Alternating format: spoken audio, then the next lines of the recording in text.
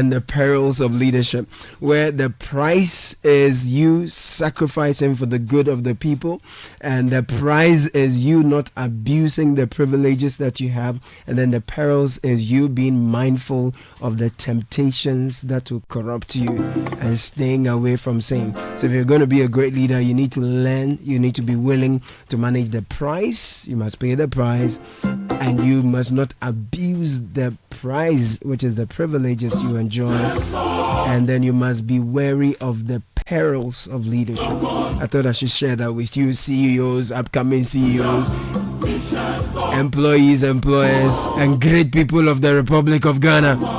That's Business Sense. Welcome to a brand new day. We'll bring you the news review shortly. Richard Alaska is here together with Francisca Kakofo saying, Total Energies, thank you so much. Fidelity Bank, we're grateful to you. It's Africa Customer Week. Total Energy says it's celebrating you amazing customers from the 6th to the 10th of October.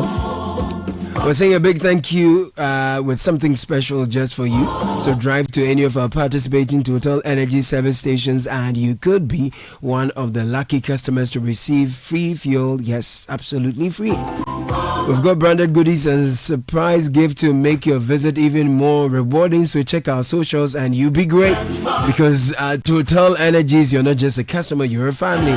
Don't miss out. Visit your nearest Total Energy station. Enjoy our top tier services. Let us celebrate you this Africa Customer Week, because your trust is our everyday energy. And Fidelity Bank is back with a Sika Boom Reloaded promo. Save 500 Ghana cedis or more, stand a chance to win up to 100,000 Ghana cedis in grand draw.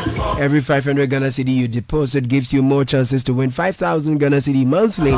So visit any of our branches, Fidelity Bank or our agent point, deposit in multiples of 500 Ghana cedis and win big. If you don't have an account yet, open one today. Fidelity Bank is here for your journey, Sika Boom style.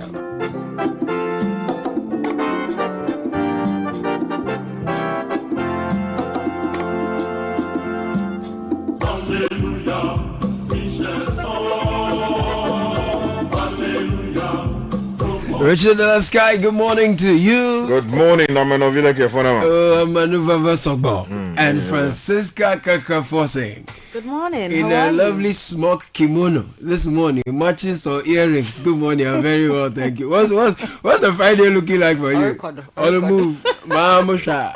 No one's manning. Ladies and gentlemen, back to the show. Let me start with the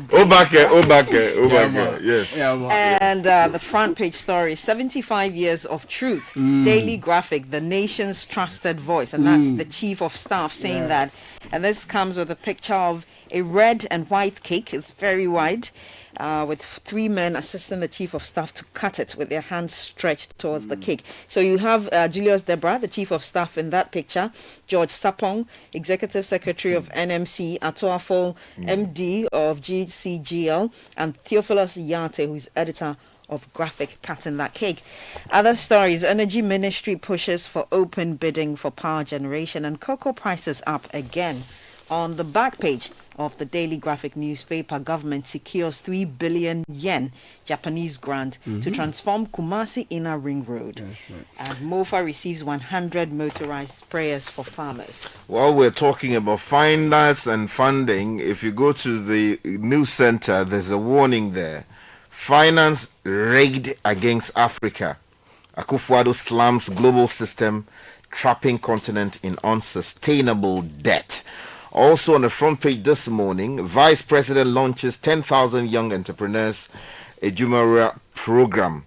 And there's something here that says price per bag of cocoa increased again to 3,625. So on the front page of the publisher, the Ghanaian publisher, they have the story from the former president as well. Africa's $1 trillion debt unjust, and that's coming from former President Akufo-Addo. Also, KGL Foundation champions juvenile football.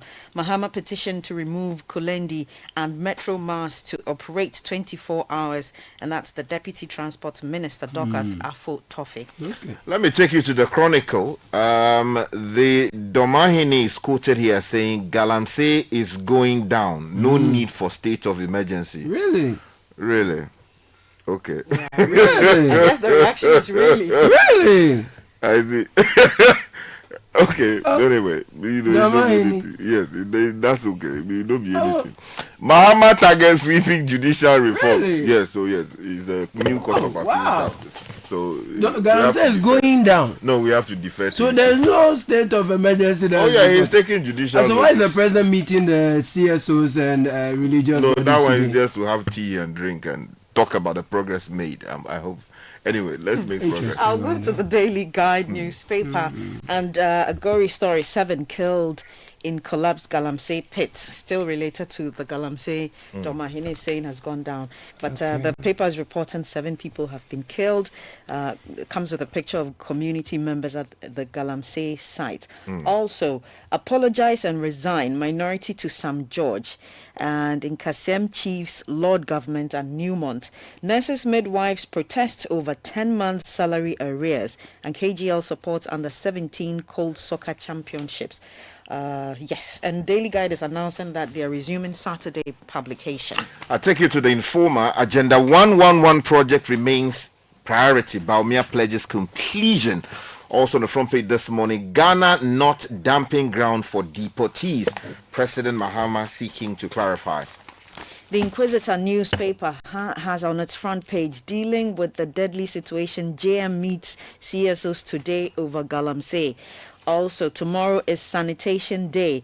It comes with a picture of the Minister of Local Government, Chieftaincy and Religious Affairs, Ahmed Ibrahim.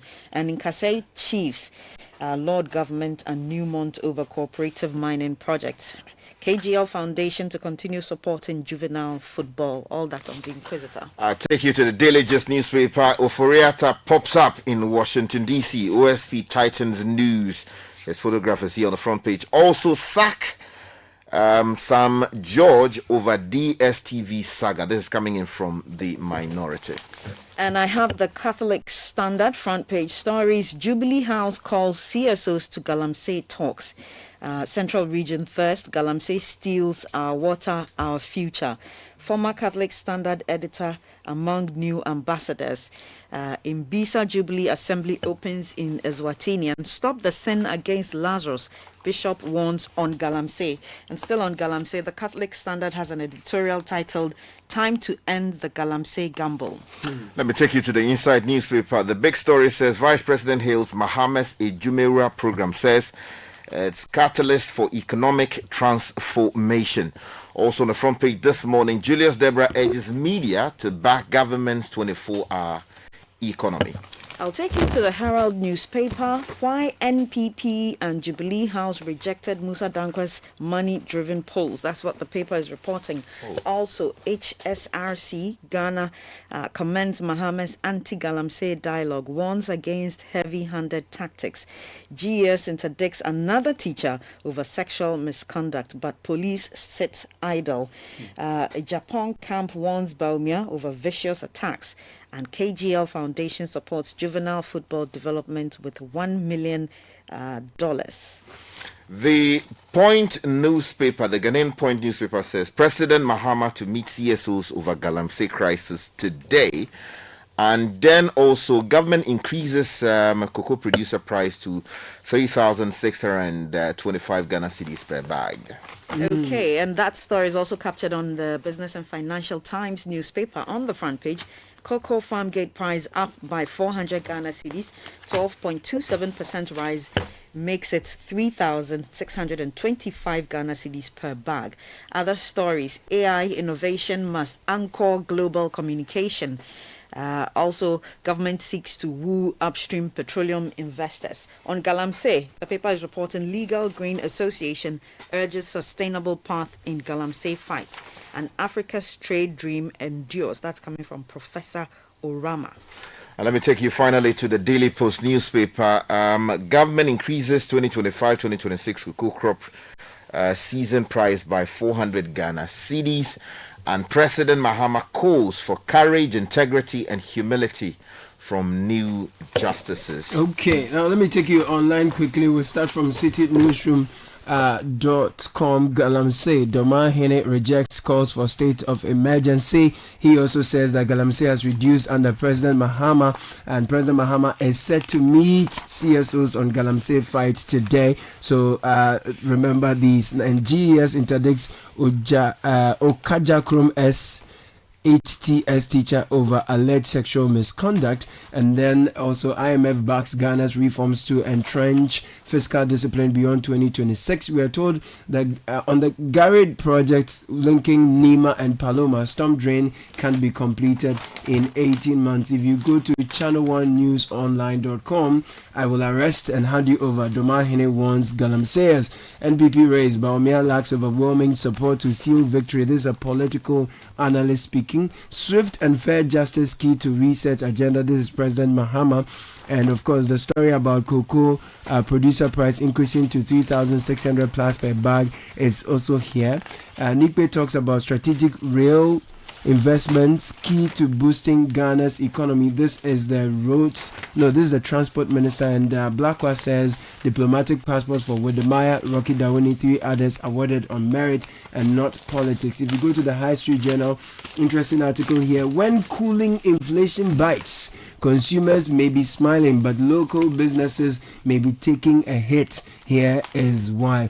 And Professor Peter Quote warns continued rain-fed agriculture farming threatens Ghana's inflation. If you go to my journal online, President Akufo-Addo is speaking here, the former president. He says debt restructuring was my darkest hour and lives were shattered. Akufo-Addo on debt restructuring. Some OMCs increased fuel prices with diesel selling at 14.18 per liter, Ghana cedi per liter.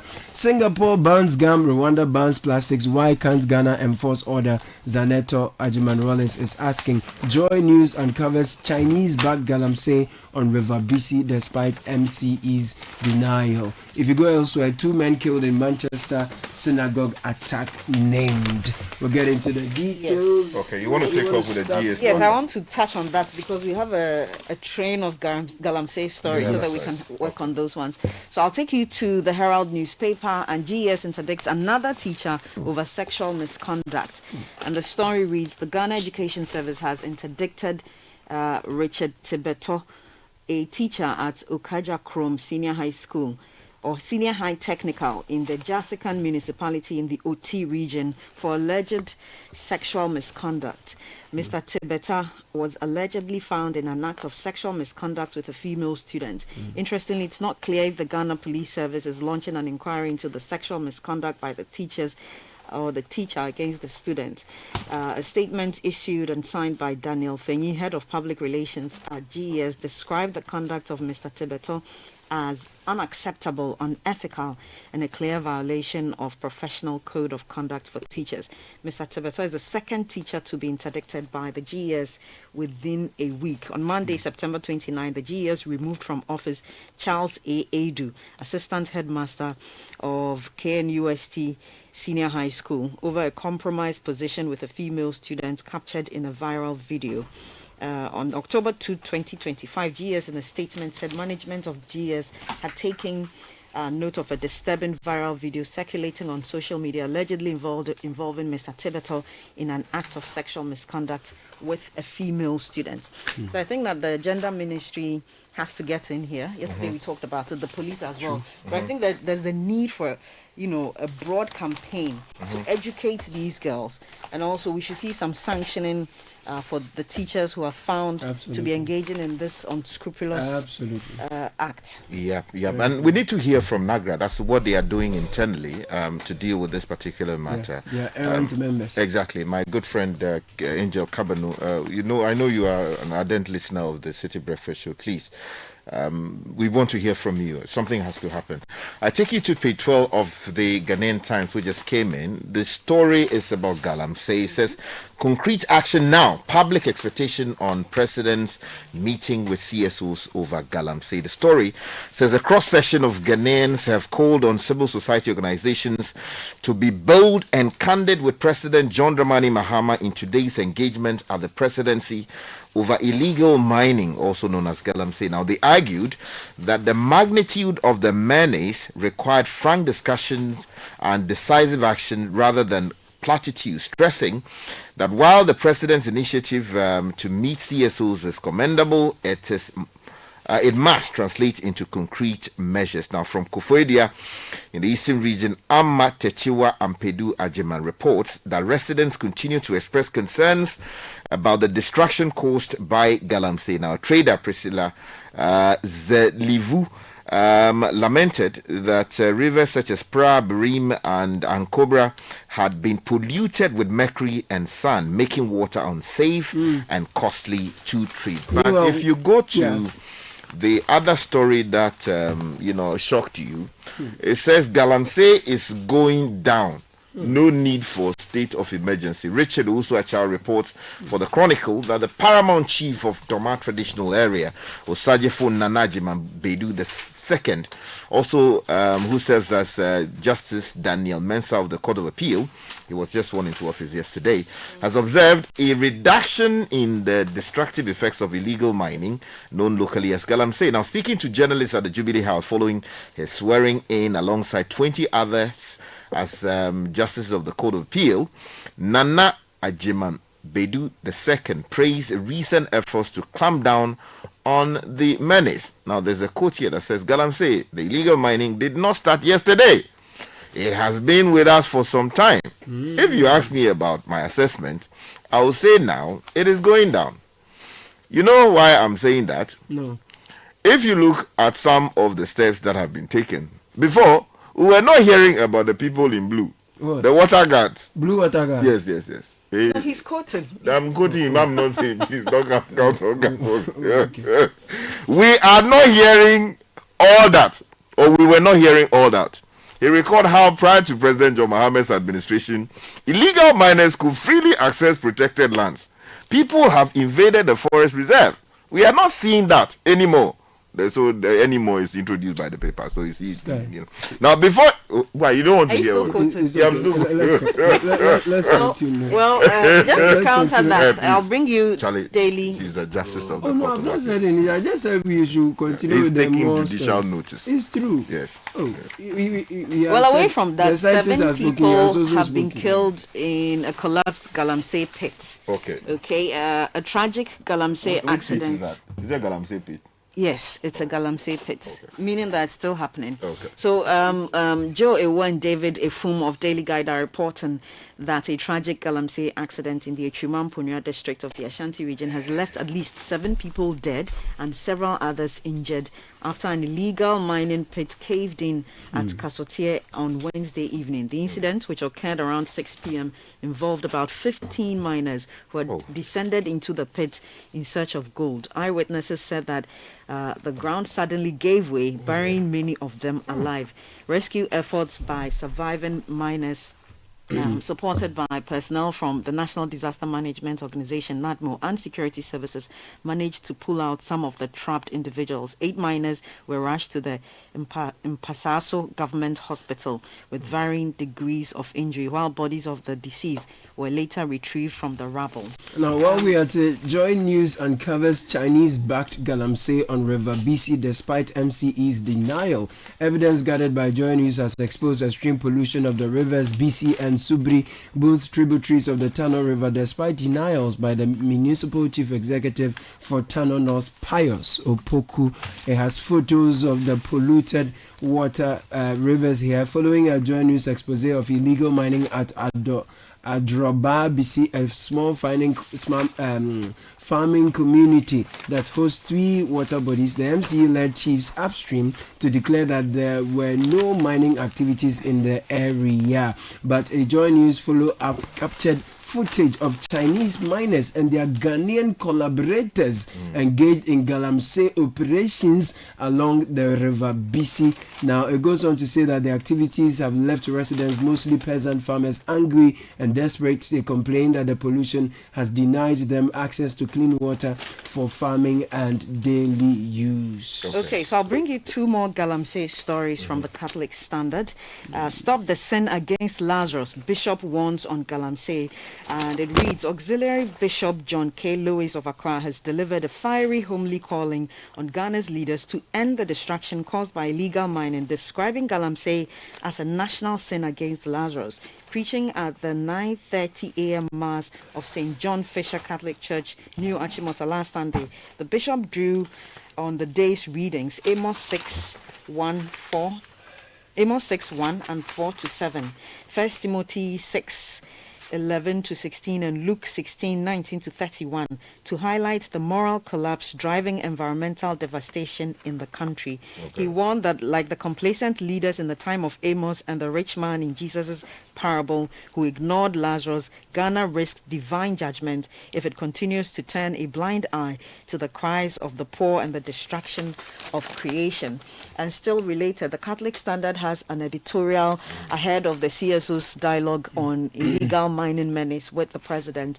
And just a quick line from that, it says the meeting scheduled for Friday, October 3 at Jubilee House is long overdue but necessary. For too long, Galamsey has been treated as though it were an unfortunate but tolerable reality of Ghana's development journey.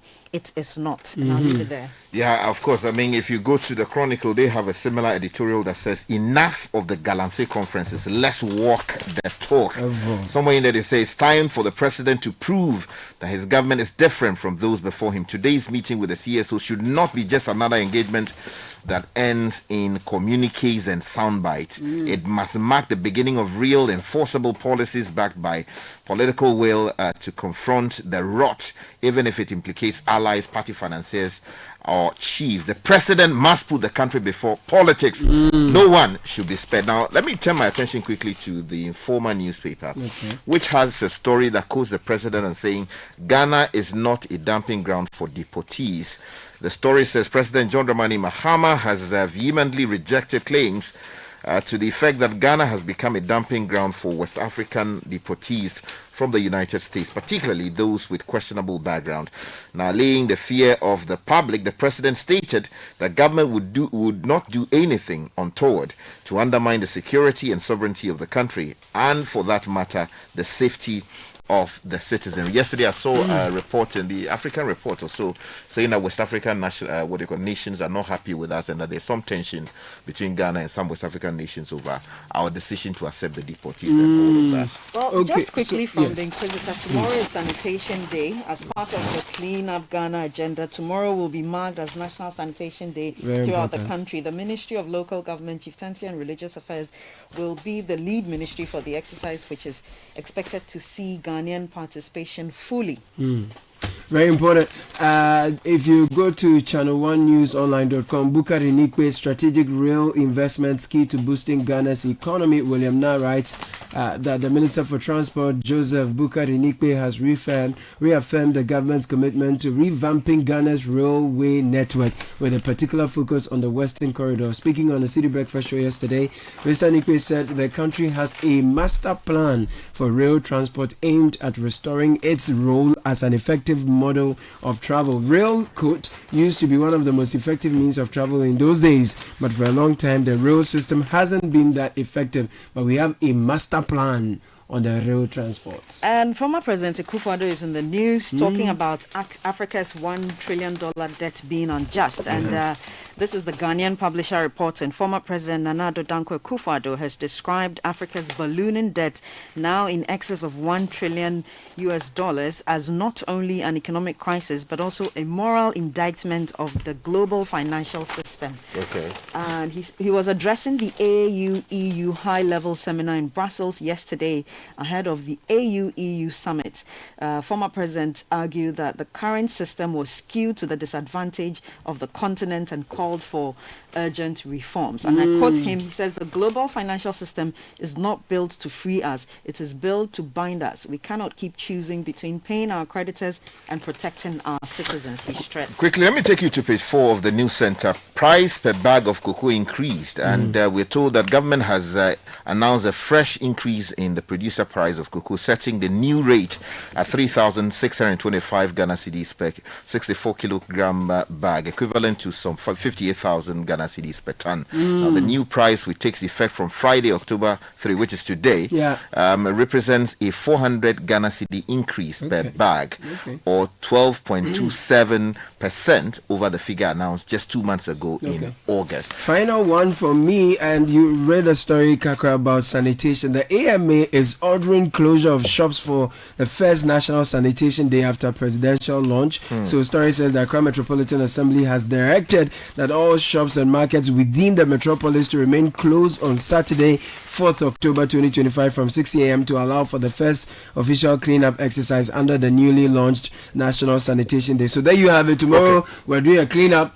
We hope that when we clean, we'll not leave the thing on the debris on the sides of when we leave the debris, people become sick, and when they become sick, they go to the hospital. So if you go to page 7 of the Daily Gist newspaper, we're told that people are the nurses are not happy. Yesterday they were on demonstration and they were protesting. I saw them in front of. They said they are hungry. They are hungry. They are not. Please pay the nurses. Do everything. Ankara to please. Force for the nurses. Yeah, you and have the to teachers. And before I go, though, there's an important quote I want to bring. Godfrey, forgive me. If you go to the editorial of the Herald newspaper, there's something the paper says.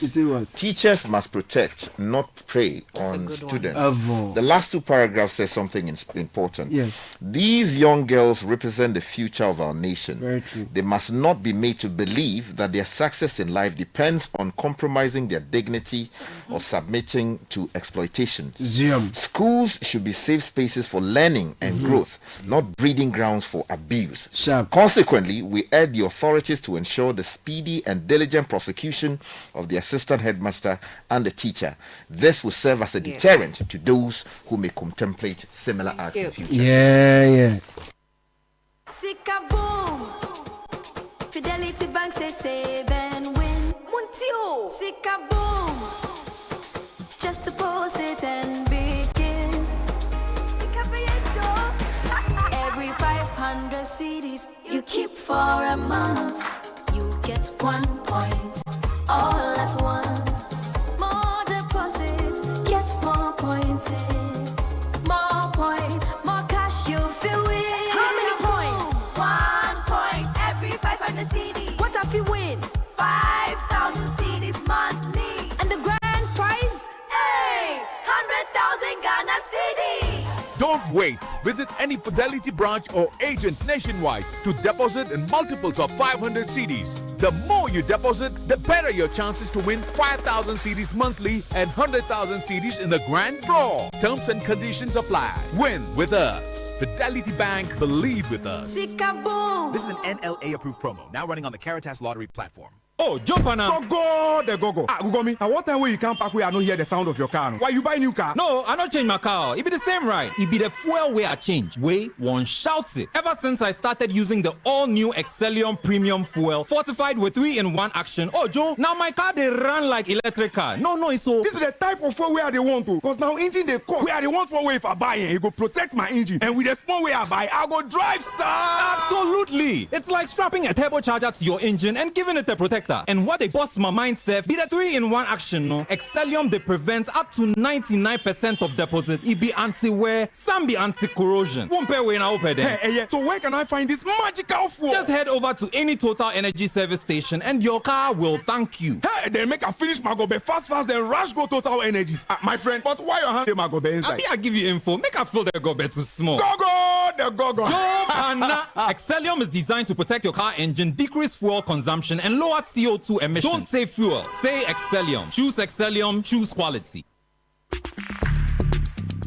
Join the conversation on the Citi Breakfast Show on Facebook at facebook.com/Citi97.3, Twitter at twitter.com/Citi973, and Instagram at instagram.com/Citi973 with the hashtag CitiCBS.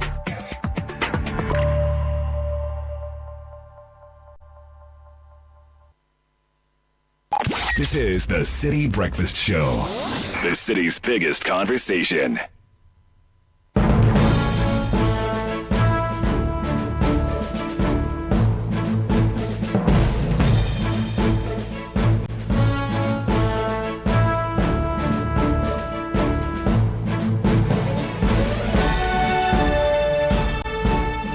All right, so Neela Taylor is here with the breakfast edition of the City Business News. That's brought to you by EcoBank and MTN. We'll jump into the stories now. Neela Taylor, good morning. It's Friday. Welcome to the breakfast edition of City Business News, brought to you by Valex, MTN, and EcoBank. I am Neela Taylor.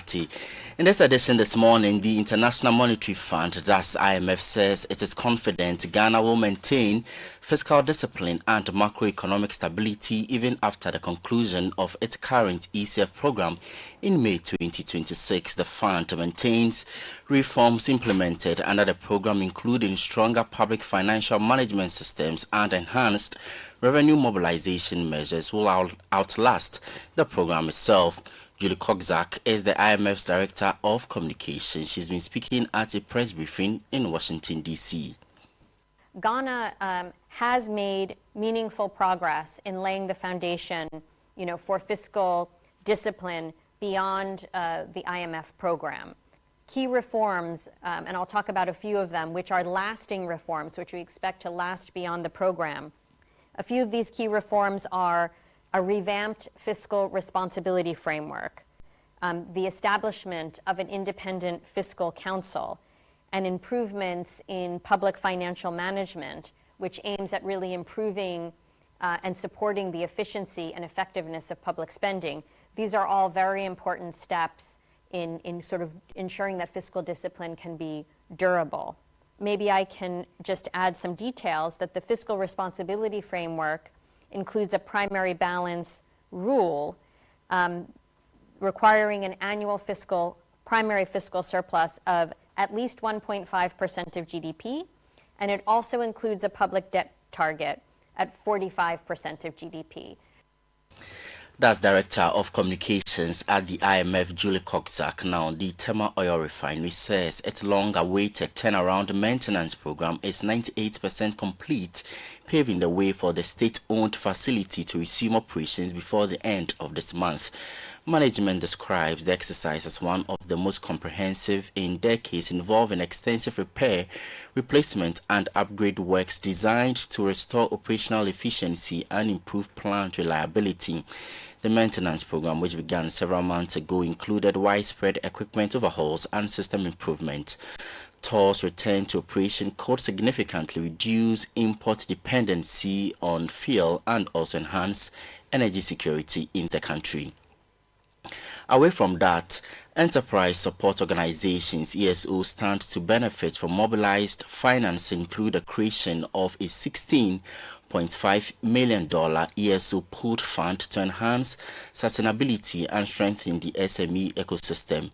The blended finance vehicle is to serve as a crucial funding lever for SMEs that currently struggle to meet the investment thresholds of commercial institutions, a development which inhibits operations for inclusive economic growth. Speaking to City Business News at the 4th Ghana ESO's Forum, Senior Program Officer for Support and Transaction Advisory at Impact Investing Ghana, Daniel Kwabena, also appealed to state and corporate partners to support the crowdfunding efforts. So the ESO Put Fund is a blended financial vehicle that we want to use to augment the work ESOs are doing and also what SMEs are doing. It's a $16.5 million fund that we are crowdfunding to secure to make things happen. It will be in two windows. So one window is going to be more of a for capacity building purposes. The other window is more of a returnable grants that we can give to businesses and the ESOs to use to sustain themselves. So we are still on the open call, asking for corporate Ghana, the international development partners, and all well-intended and even government to come on board to support. Reason being that the ticket sizes of these ESOs or the SMEs are not at same par with what is commercially on the market. So we are using this as a lever to bring these people on board, make them investment ready, make them more structured, so that they can also use that as a launchpad to access with other financing from banks and other financial markets. Daniel Kwabno, a senior program officer for support and transaction advisory at Impact Invest in Ghana.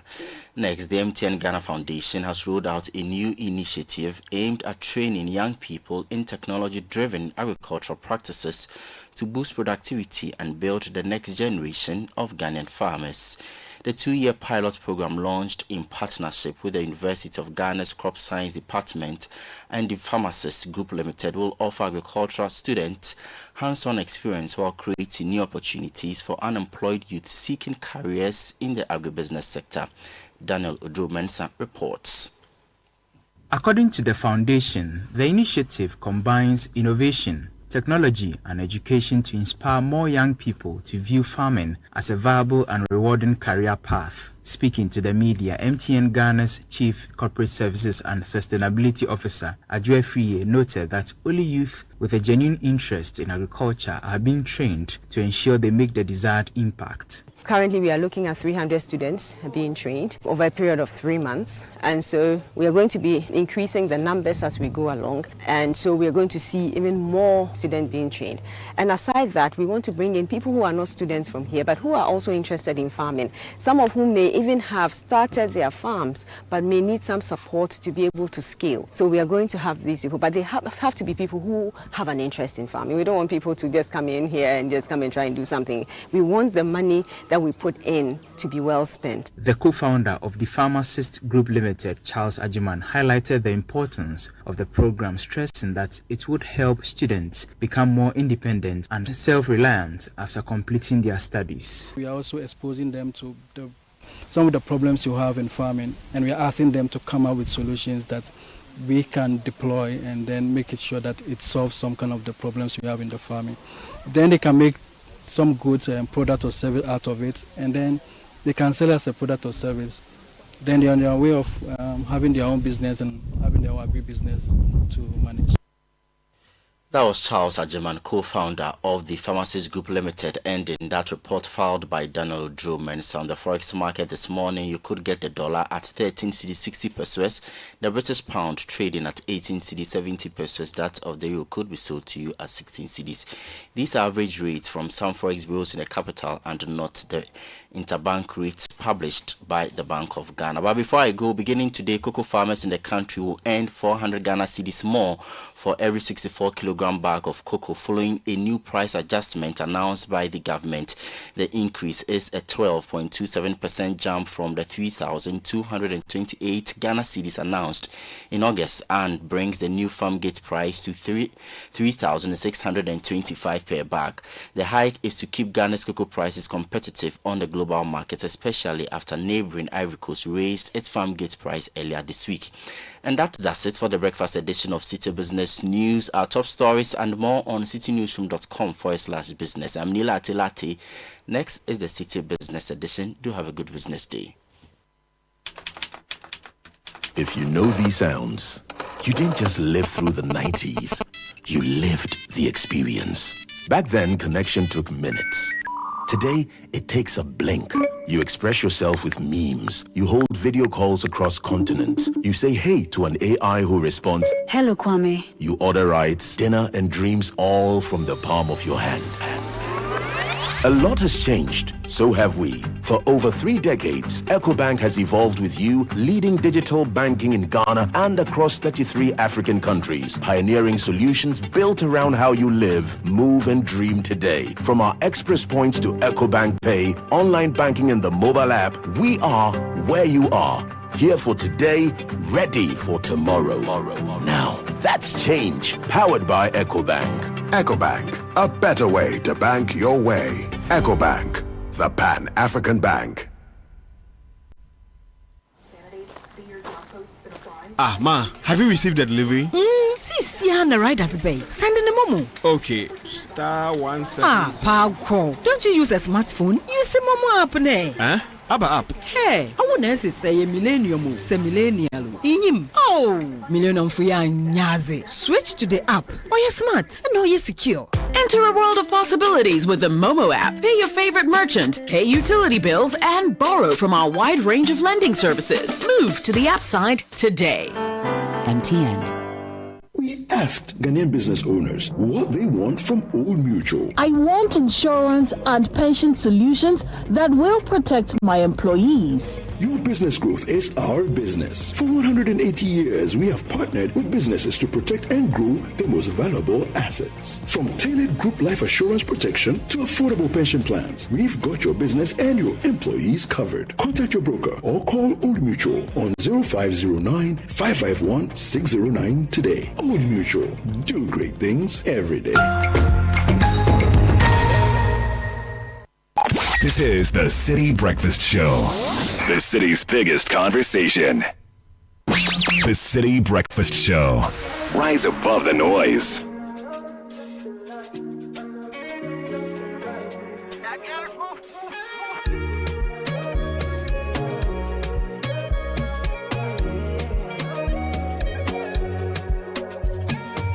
Like Fanta my pepe, Fanta na pepe, no de lungu lungu my baby. Oh.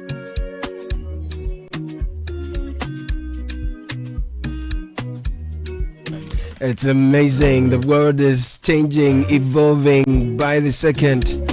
Today is AI, tomorrow who knows? One thing for sure. A lot has changed, but guess what? So has EcoBank. For over 3 decades, EcoBank has pioneered a range of digital-first banking solutions designed for the way we live today. From the mobile app EcoBank Pay, Express Points across the country, EcoBank is right where you are. EcoBank is a better way to bank your way. EcoBank is the Pan-African bank. Now, guys, have you heard the latest from MTN? For those of you who love MTN Free After One, prepare for the upgraded experience. MTN After One Extra. So with the MTN Free After One Extra, you can talk for 1 whole hour uninterrupted while paying for only the first minute of every 10 minutes you talk, which means for every 10 minutes you talk within the hour, you only pay for the first minute and you get to talk for 60 minutes straight with no interruptions. That's not all. You also get 100 megabytes of data for free after your first call on Saturdays.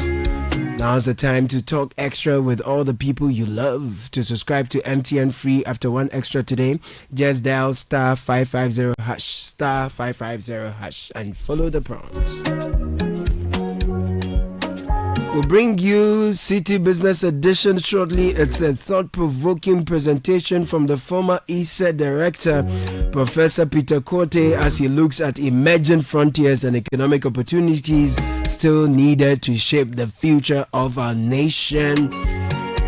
While we wait for it, Lesheho says we want to give you financial peace. Don't go through the financial challenges alone. Whether it's education, rent, or unexpected expenses, we've got the right loan to meet your needs at the right time. Simply call or WhatsApp Nana on 02700 4799. Let's make life easier together. Let's share, let's improve life.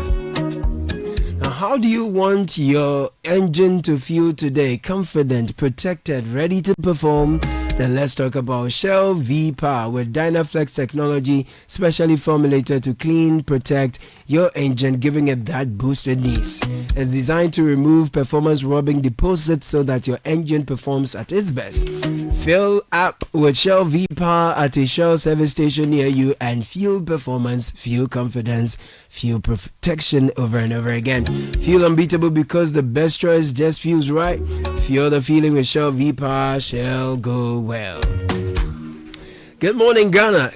Kickstart your day with the irresistible chocolatey goodness of Twitsco and rich with Enerfort. A combination of energy boosting minerals and vitamins including B vitamins, vitamin C, D, iron and many more. At just 2 Ghana cedis, you can treat yourself and your little ones to a rich, delightful chocolatey taste of Twitsco. Power that dream now. Simply mix with water, add milk, stir and enjoy. The kids can't get enough of it. We have different packages. Grab yours now at a store near you. Twitsco, power that dream. So let's switch our attention to Professor Peter Korte's presentation on emerging frontiers and economic opportunities that need to be shaped to maximize the opportunities of the economy for all. Enjoy. This is the City Breakfast Show, the city's biggest conversation.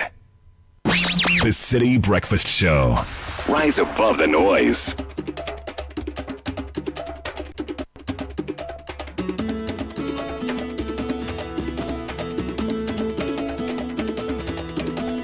wait. Please wait. Please wait until I get my new car. Please wait until I find my real size. I'm gonna get me some love, somebody. My girl, sweet girl, my girl. I can see all your joy.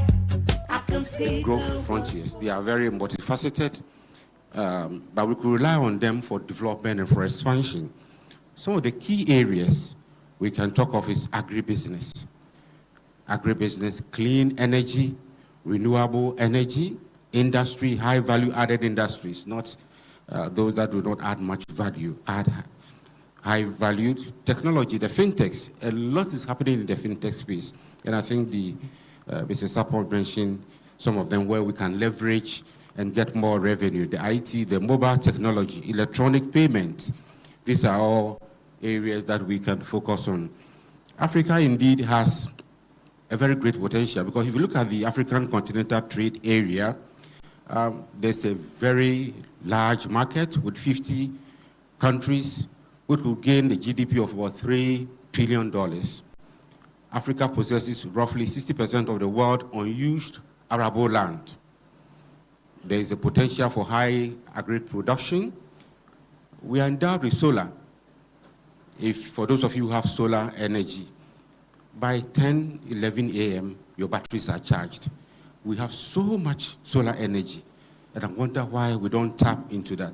Once I was in South Africa, and I saw affordable houses, 1-bedroom, 2-bedroom houses, quite a large area, and you find solar on all of these houses. That is forward thinking. That is how we should be going about business, so that we tap into solar energy, wind and hydro resources. And we have a youth population, the bulging youth population. 70% of Sub-Saharan Africa's population is under 30 years. A lot of energy. Let's harness this energy into fruitful production, productive areas. Otherwise, our politicians will use them for use them for elections, lose them for land gas, lose them for all kinds of things. It is not safe for us. We have a very strong youth population that we need to harness. But despite all of this, we have issues of soil degradation, we have challenges with food insecurity. We have to address some of these problems. But particularly for this conference, how do we apply tax and business policies to stimulate sectors where growth frontiers dominate? So for all the sectors I mentioned, how we use our tax policies to leverage on this, to promote these sectors. I think that should be the focus of what I'm going to say in setting the theme for today. Now, I think it's common knowledge for those of you in this room, it is not new, but then our tax GDP ratios are high in high-income countries. For all exporting countries, tax GDP ratio is also quite high. But then for non-oil exporting countries, our tax GDP ratio is low. Now, you want to leverage, you want to use tax policies to promote businesses. Already your tax GDP ratio is low. What do? We are an oil exporting country, but our tax GDP ratio is around 14%. Do you still give rebates whilst your tax GDP ratio is low? If you do this very well, you get compliance, you grow sectors. I believe in the issue of large numbers, economies of scale. If we expand, certainly we'll get more to pay taxes, and we can enhance our tax GDP ratio. So you can see from the figure on your screen, you would find that for Africa, the average tax GDP ratio is about 16%. Asia is much higher, that's about 19.3. Latin America is even much, and Caribbean is 21.5. OECD is even much, much higher. But then we are constrained. Our tax GDP ratio, as you can see the red arrow, over there, you can see that ours is around 14%. So we need to work on that. Then you find that for other countries within Africa, we are still, for country-specific areas, we are still below. Please go back a bit. You find tax GDP ratio where Nigeria is much lower, Guinea much lower. We are not too bad, but I think we can do better. Togo is much better. Senegal has a better tax GDP ratio than we have. Now, we have different the personal income tax range, the corporate income tax. I think for people in this room, this shouldn't be news. You know the various tax bands, etc. So I can go on to the next slide. But then our VAT, the emphasis I want to place on the fact about Ghana tax system is that Ghana's tax revenue came as a result of increase in corporate and personal income tax, that the largest contributors in revenue were corporate income tax, then the VAT. There's also some abuse of the tax refund, but the point I want to emphasize is that our VAT rate in Africa is within 16 to 18%. If you look at ours, it's around 21, 22, depending on how you look at it. And it's also quite complex.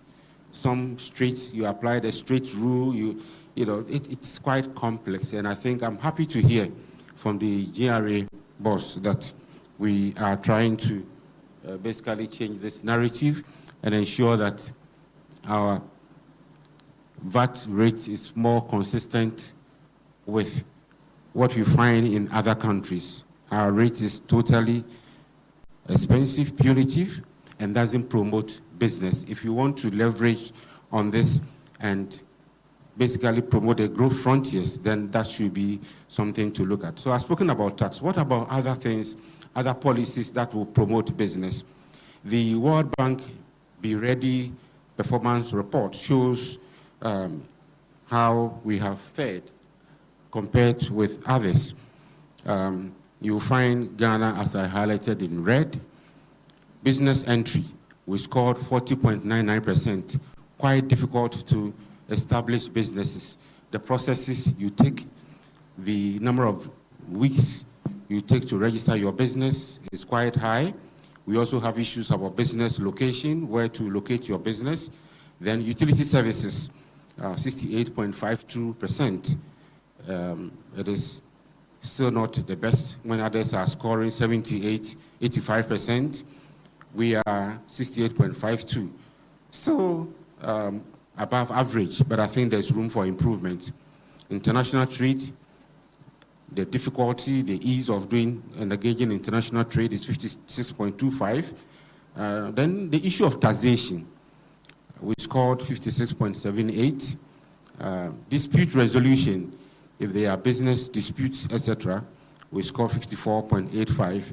And then business insolvency, a lot of businesses collapse, but we scored 64.9. So all of this tells us that there are things that we ought to do. We need to change the narrative to ensure that we are able to engage meaningfully.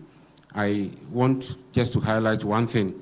For business entry, for instance, a country like Togo scores 77.26.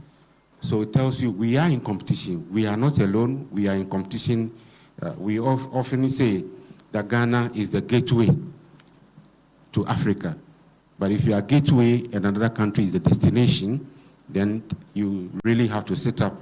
Because if business entry is 77.6, you open your gate and somebody receives that business, then you are basically not being competitive. So I think we need to look more into that. So what are some of the strategies that we can put in place to ensure that some of the tax strategies, some of the business policies that we can put in place for industrial and technological transformation?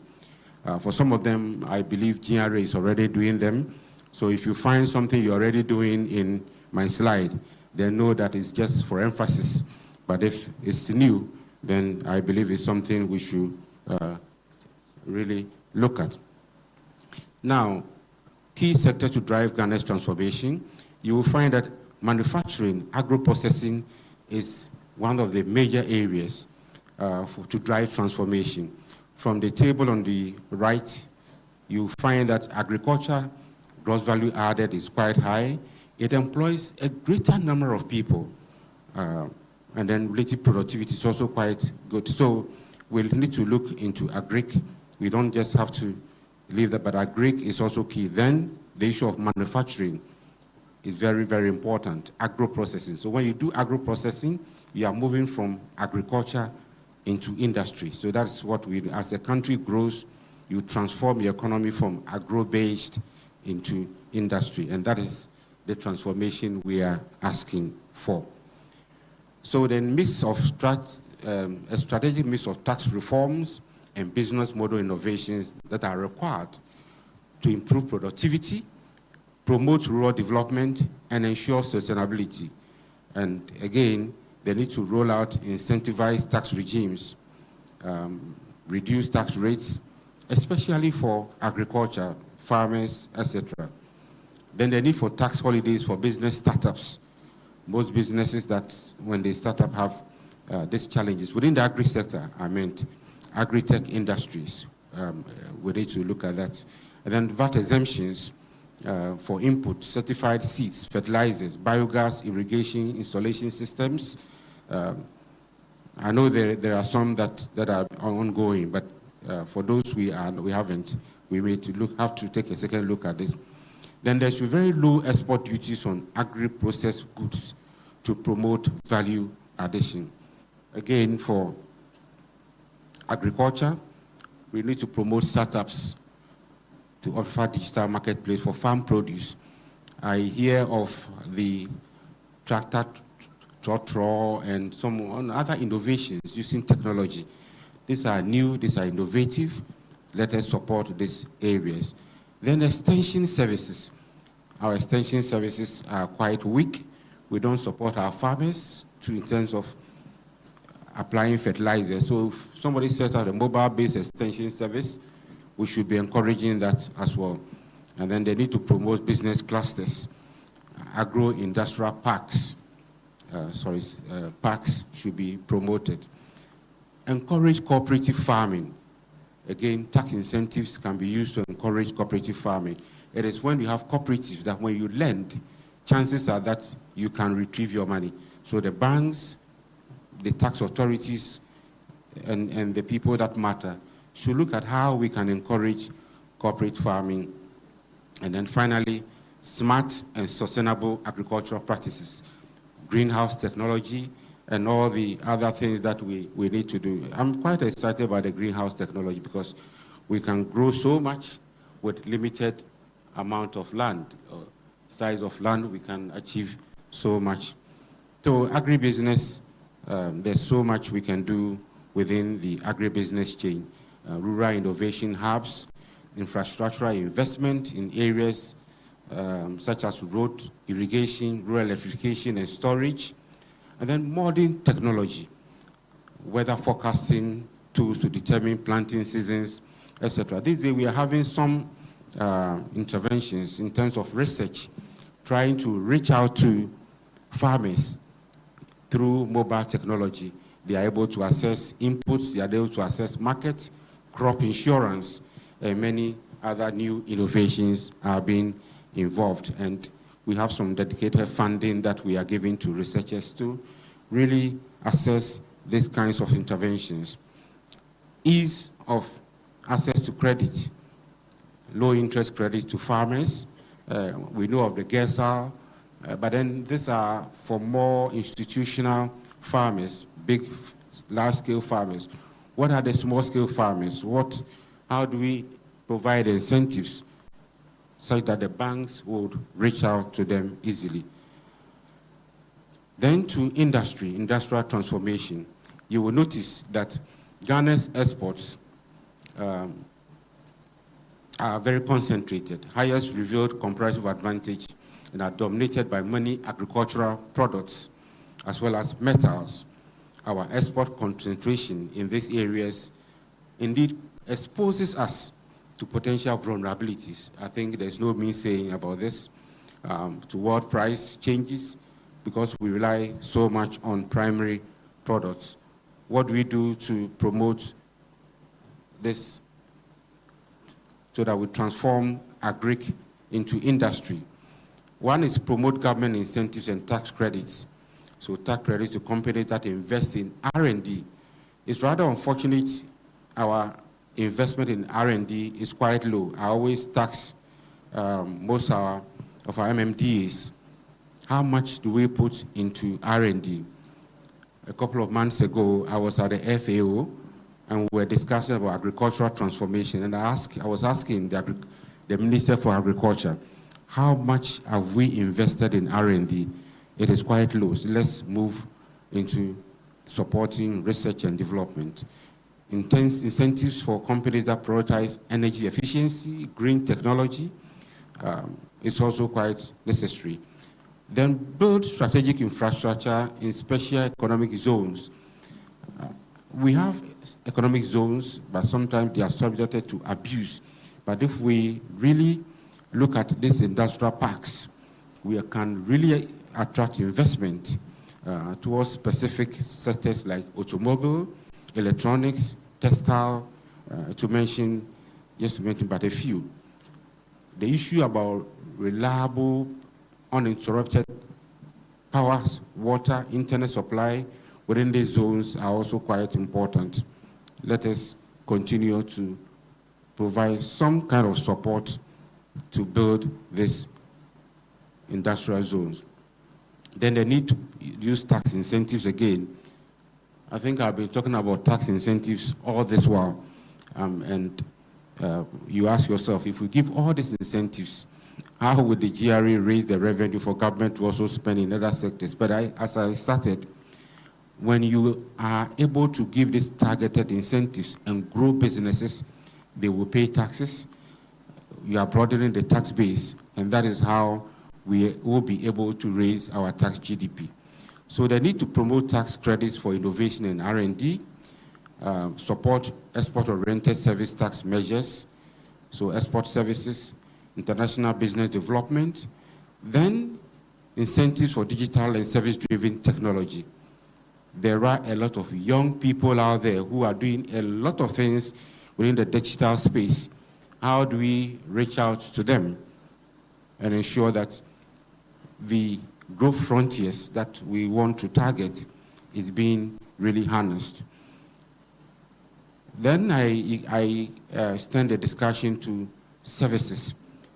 What business and tax policies can we put in place to promote the services sector? So services include finance, tourism, IT, health, logistics, and many, many others. And certainly, they need to transform the tech-driven services with the necessary tax and business policies are quite important. Outsourcing hubs for customer support, IT service, finance, legal support is also something we have not been doing very much, and I think we should look at that. Eco-tourism, cultural tourism, medical tourism, they are all areas that we can be promoting with all the incentives, not just tax. We can use other measures to promote marketing and all the things that can make us attractive. Within the subregion, we know people come to assess health, they come to ecotourism, etc. We have very beautiful sites. If we develop our infrastructure very well, and I'm sure we can attract many into these areas. Hotel management, tourism training, academies to build the human capacity. That is very critical. If you look at our hotels, they tend to be too expensive if compared to what you find in other places. How do we make our hotels cheaper so others can choose us rather than go to Senegal or other countries? Support health tech startups using AI for diagnosis. I am told that with AI, these days you can diagnose cancer patients about in a very short while and get the right medication. So what kind of support can we provide to help with health tech startups? Then finally, the aspect of digital IT services. How do we use taxation and other business services to promote the digital services space? Levy on revenues from online platforms to ensure fair contribution by digital multinationals. When we were introducing e-levy, I thought we were going to extend this to digital platforms that we can raise, because as a result of COVID, a lot of businesses have moved to online. There's a lot going out there. People no longer have offices or business premises to operate. You find businesses, what we term in the UK, car boot sales. People have their goods in their car boots. They move around with online marketing. They are able to sell. But how much are we able to attract? How much tax are we raising from online platforms? I don't think we have done much with that. I think that is one area we should promote, we should encourage, but also when we encourage, we're able to tax more. Targeted incentives, reduce tax rates or holidays for digital startups, stimulate local innovations and investment. It will amaze you how much people are doing within this space. But you can use tax incentives, you can use tax holidays, you can use other measures to attract people, to help the GRA, to help the local authority to raise revenue. Then, simplified tax filing system, easier processes for small tech businesses to promote broader participation. I am happy the GRA boss and his deputies are here. The filing system can be problematic. These days, there's an online system where you can file. It's slightly better than what it used to be. Let me tell you my own personal experience. When you have a company, they said large taxpayers unit. So wherever you live, because you're a large taxpayer, you have to travel all the way to the large taxpayers unit to go and pay your tax. I think we should move away from this kind of inconvenience.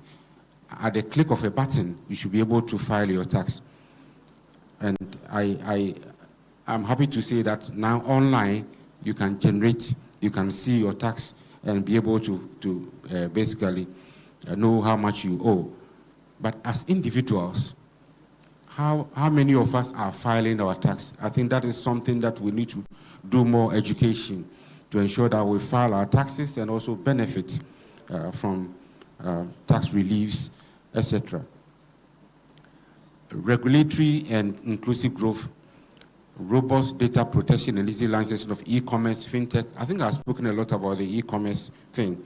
We need to regulate that space, but also data protection issues are very critical. Then providing training programs and targeted grants to ensure broader benefits to all who participate in this. So, Mr. Chairman, I want to conclude with the following submissions, that in our quest to align progressive business policies with innovative tax incentives that will attract investment while fostering domestic capacity building and knowledge transfer, there are things we need to do. We must prioritize creating integrated policy frameworks, not scattered frameworks or policies. Some of the policies compete each other, some don't harmonize, and we need to look at that. So we are able to compete globally, attract FDI, and also develop local entrepreneurship, develop skills, technological capabilities, ensure sustainable, inclusive growth that benefits all its citizens, benefits all our citizens. We need to also promote special voluntary disclosure programs. If voluntarily I disclose that this is how much money I make, DRA, you don't know, but I come and tell you, look, this is how much I am making. I won't be paid tax. There should be some incentive, something to encourage. You don't tell me I'm going to calculate from since you started and then apply interest rate and all those fanciful things the tax people like to do. allow people to come out. And there are people out there, genuine people out there who want to disclose, but they are afraid that if they disclose, they might have to pay or sell their business to pay tax that they owe. So please, let's encourage that. Optimizing domestic revenue mobilization through broadening of the tax base. I think we all know we need to broaden the tax base. Our informal sector forms over 80% of our economy. If you don't broaden the tax base, we'll overburden the same people, compliance becomes difficult, and then we'll have issues with compliance and collection. Increase non-tax revenue collection as well, and then adopting enhanced tax compliance measures. I believe the GRA is working on this. And then modernizing of tax administration through digital technology. I'm still wondering why, up to date, we are not doing so well with property rates. There are a lot of beautiful, very expensive properties in Accra, for instance. But I don't think we are raising much. If you look at how much you get from property rates, it is woefully inadequate. Let's roll out digital technology. And I understand the law is being passed to make it work, but it's taking too long for us to do this. Business regulatory reforms are also quite important. Compliance costs boost private sector investment to boost growth. The need for structural change, reforms such as creating a one-stop registry for businesses. I think we are moving in the right direction when it comes to registry of businesses. But again, from the 2024 score, when the World Bank Business Ready, tells us we still have some way to go. Also, digital transformation is, I think I've highlighted that the need for better broadband networks to provide reliable, affordable, and widespread access to digital networks. If we move out of Accra, even within Accra, some of our digital services are not adequate, and that is affecting businesses. These days, we transact globally. So if my broadband, my internet is not working, that is not going to help me drive the growth frontier that I want to drive. Positioning the country to realize the benefits of African continental free trade area. We certainly have to take advantage of this because we trade too much with the global north. There is the need to trade within Africa. Given the large population within Africa, we can attract investment and FDI into our continent. We need to boost skills. Within the educational setup, TVET is quite critical. How do we use tax policies? How do we use other business-friendly policies to attract skills into this area? It's rather unfortunate. We are training so many people in the humanities, less technical people. Our polytechnics have been converted into universities. You can read accounting, economics, sociology in our polytechnics. You go to most of the universities, you realize 70 to 80% of those we churn out are in the humanities. It's getting to a point where we cannot get very skilled people to work with. I think we need to boost the TVET system. We need to certainly boost the TVET system. One time I was speaking with one of the ambassadors, and they were telling us how they struggle to get qualified electricians in Ghana. Not the kind of electricians who will come and then your house will get bent in the next day or two. Qualified electricians, certified ones, because we are not training enough of such people. So on that note, Mr. Chairman, distinguished listeners, ladies and gentlemen, I wish to thank you very much for this platform. I believe I have shared some few thoughts on how we can leverage on tax policies and business policies to promote our growth frontiers. I'm hopeful that this conference will dive deep into this and then make recommendations that will benefit all of us in the coming days. Thank you very much for your audience.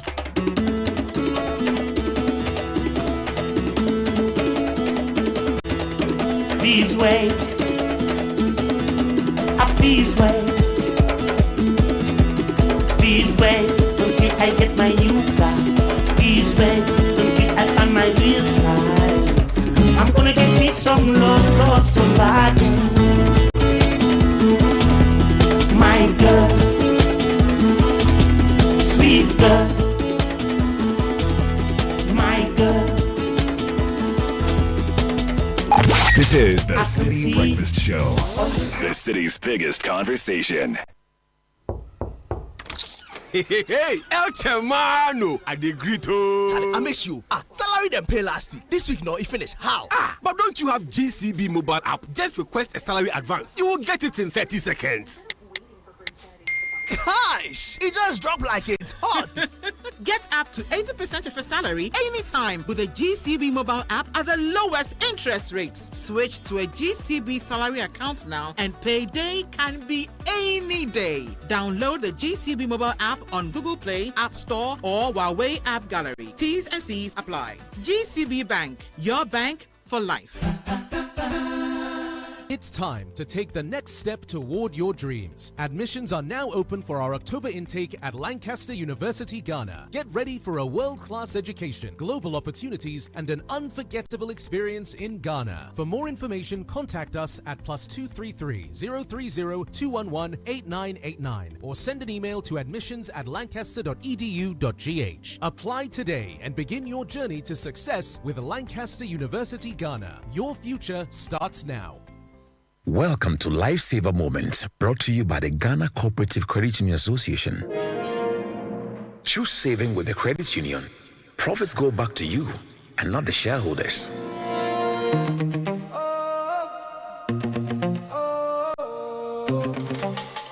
Nobody cushions you like your credit union.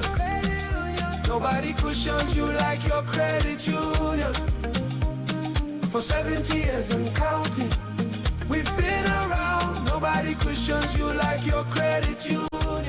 Nobody cushions you like your credit union. Whatever your needs for loans, investments, savings, and more, call 0302-220-299 or visit cua.org.gh for more information. You can also follow us on our social media handles. Nobody cushions you like your credit union. You can't tell what your baby will become or what his interests will be. But you can help her get a strong start with good nutrition. Yum Vita, made with the goodness of milk, plus Nutri-V, is a delicious, nutrient-rich cereal for your baby. Oh yeah, older ones love it too.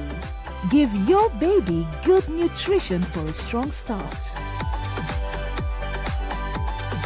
Yum Vita is available in other yummy variants. Yum Vita, a delicious way to grow. This advert is FDA approved. We asked Ghanaian business owners what they want from Old Mutual. I want insurance and pension solutions that will protect my employees. Your business growth is our business. For 180 years, we have partnered with businesses to protect and grow their most valuable assets. From tailored group life assurance protection to affordable pension plans, we've got your business and your employees covered. Contact your broker or call Old Mutual on 0509 551 609 today. Old Mutual, do great things every day.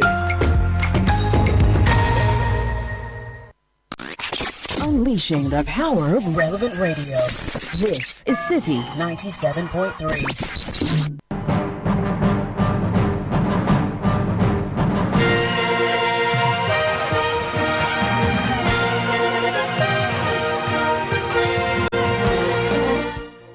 Well, was the Friday edition of Kickoff on the City Breakfast Show with Edwin Kwakofi. Kickoff is powered by Shell. Shell go well. Politangana's under GH. Elesheho, let's improve live. We start with Ghana's senior men's national team, and they have released their detailed program ahead of the decisive 2026 FIFA World Cup qualifiers against the Central African Republic and Comoros. The Black Stars open camp with player arrivals from October the 4th to 6th before beginning training sessions in Morocco. On the 8th of October, Ado's men face Central African Republic at the Stade Donner de Meknes in a high-stakes clash. A recovery session follows on the 9th of October, after which the team returns to Accra. Preparations then continue at the Accra Sports Stadium with a media-accessible session and a pre-match press conference on the 11th of October. The final qualifier sees Ghana host Comoros at the Accra Sports Stadium on the 12th of October. That match kicks off at 19 hours GMT. Let's move over to the Europa League, and last night there were a number of matches that took place. Celta Vigo, they beat PAOK by 3-1. Ferencváros beat Genk by 1-0. Rangers travelled to Sturm and lost by 2-1. Dinamo Zagreb beat Maccabi Tel Aviv by 3-1. Lyon, they beat RB Salzburg by 2-0. And Nottingham Forest were 2-3 losers at home to Midtjylland. And speaking after the game, Forest boss Ange Postecoglou said calls were made to sack him after the loss. Says he's not surprised about anything anymore. Look, I don't know.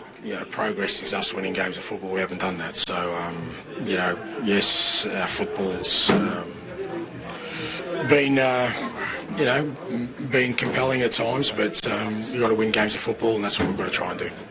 There was some pretty strong messaging from the fans when the third goal went in. I don't know how aware you are when you are down on that touchline. What are your thoughts and reactions to their reaction? Yeah, no, I heard it. It's they're fans. They want to see their team win, and they're entitled to their opinion. Is it as surprising to you it's happening so early in your tenure here? Nothing surprises me in football anymore. That was Nottingham Forest boss Ange Postecoglou speaking after calls were made for his sack.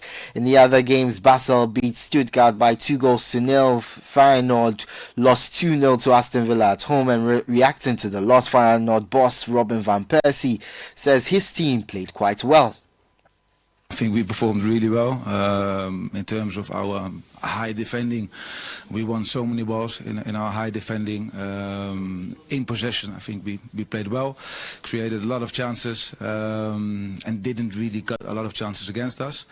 So especially in the first half, but in the second half as well, I think we played really well. So it's a bit of a strange feeling to be standing here with a 2-0 loss, because in my opinion we earned more. Those were the thoughts of Feyenoord boss Robin van Persie, and that's the latest in the world of sports. For more on all these stories, visit citysportsonline.com. Kickoff was powered by Shell. Shell go well. Politangana is under GH. Elesheho, let's improve life. I am Edwin Kwakofi. The City Breakfast Show with Caleb Kuda continues.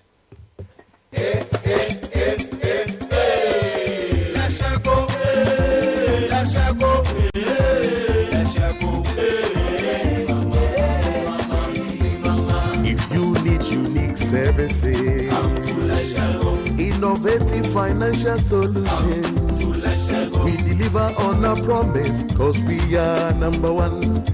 Let's share go, we improve your life.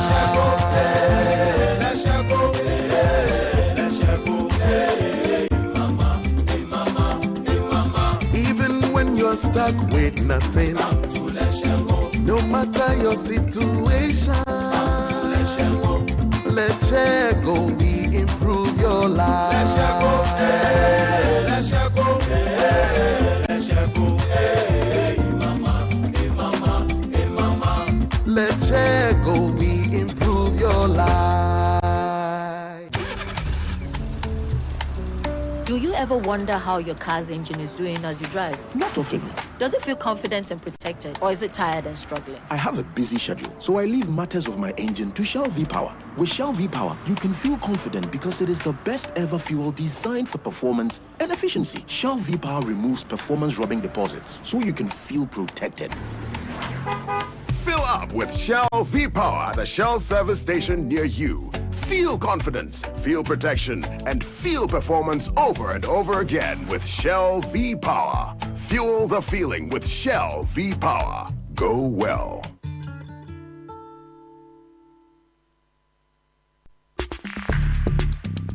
Join the conversation on the Citi Breakfast Show on Facebook at facebook.com/Citi97.3, Twitter at twitter.com/Citi973, and Instagram at instagram.com/Citi973 with the hashtag CitiCBS. Whether you're buying water from your favorite spot in Osu, shopping online for the latest styles, or booking your next getaway to Dubai, MasterCard gives you the freedom to pay your way. Insert, tap, swipe, click. So many options, yet so easy. With layers of security protecting every payment, your money stays safe. From Trotro to travel, MasterCard connects you to the life you've earned and the one you dream of. Ask your bank for a MasterCard today. MasterCard. Safe, convenient, priceless. There is small money, there is big money, and there is too much money. Telecel Too Much Money promo is here. Dial *500# to opt in. In the Telecel Too Much Money promo, you can win 100 Ghana cedis cash in the daily draws, 20,000 Ghana cedis in the weekly draws, and 1.2 million Ghana cedis in the grand draw. That's 1.2 million Ghana cedis. Simply reload airtime to end point to stand a chance to win. Dial *500# or visit the Telecel Play app to opt in now for the Telecel Too Much Money promo. Terms and conditions apply. Telecel, connecting energies. This promo is regulated by the NLA on the Caritas Lottery platform. You're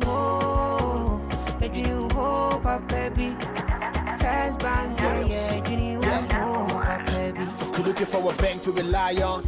Let me give you a shoulder to lie on. Wouldn't we say to bank be no lie? Only one place where I get my eye on. Make I introduce you all to First Bank, the best services in the world, first rank. Customer service, everything is well planned. I make music, I travel, I sell land. They be my reserve tank. Cause every time I know my money's safe. Universal banking ain't in me here the date. I'm a busy person, me no many time to wait. Now I got to Spain, even when I'm in the States. My me blue shirt.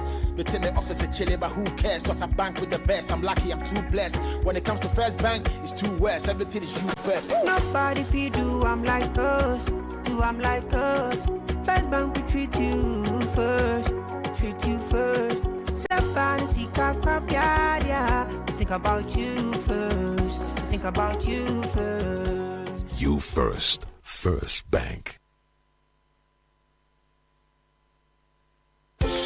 Hey there, all enterprise customers. We are rewarding all of you just for standing by us all this while. Simply keep doing the things you've always done with us, like renewing policies, making purchases, and more. The twist though, you have to do them on our self-service portal via web or the Enterprise Advantage app. Once you log into the portal, access Advantage Points and do any of the transactions you're allowed to do there in order to earn points. The more you transact, the more points you earn. The points you earn can be used to redeem loads of airtime, Momo, and other rewards. It's that simple. Just visit the portal, log in, and enjoy. Visit my.enterprisegroup.net.gh or download the Enterprise Advantage app to get started. Enterprise Advantage Points, because nothing you do should be pointless. Enterprise, your advantage.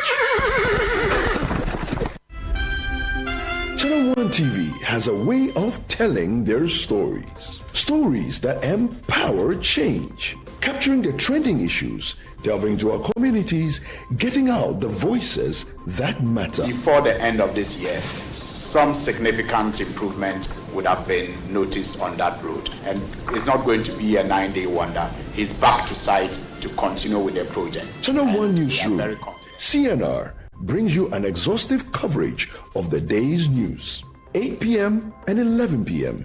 every night. A lot of responsibility rests on the shoulders of African leaders to create an environment that is conducive to trade and investment.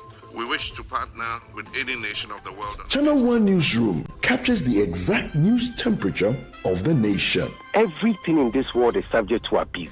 And that's why there are checks and balances. That's why you have to also go to court and do... From the northern, western, eastern, and southern parts of Ghana, Channel 1 Newsroom, CNR's got you covered. People normally enter the boats without the life jackets. We believe strongly that if they were wearing life jackets, their lives would have been saved. 8 p.m. and 11 p.m. every night. I thought I should contain myself. But he should be careful. He did not win the election on merit. The NDC won the Asokwa election by default. For whatever reason, we, the MPP, we decided to hand over power. CNR, telling your stories, empowering change. Catch CNR on Channel 1 TV at 8 p.m. and 11 p.m. every night.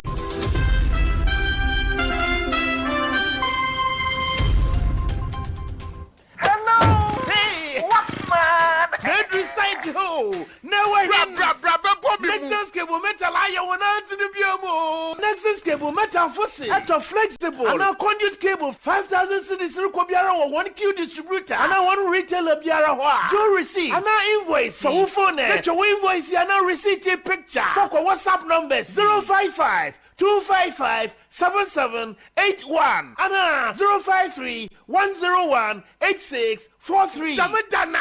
Obey Sika. Womo mono. The send your phone anybody to invoice picture. About to use the distributor on the phone. Let's send invoice. Them mom Sikana. About wow phone no do. To Nexus cable. Or ISO certified. Made in Ghana Papa B. To invoice you go WhatsApp numbers in there. Now what's Rebecca cashback? Where you more Nexon's cable metal. Electricity no get leg. It be Nexon's cable metal cable the carrier.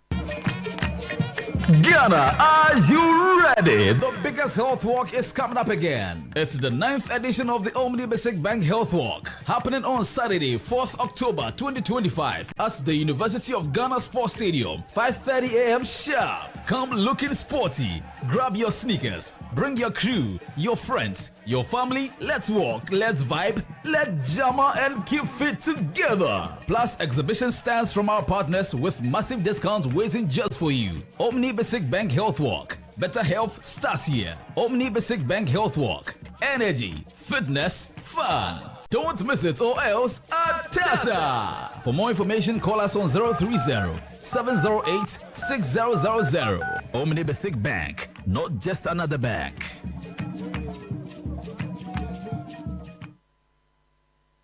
This is the Citi Breakfast Show, the city's biggest conversation. The Citi Breakfast Show. Rise above the noise.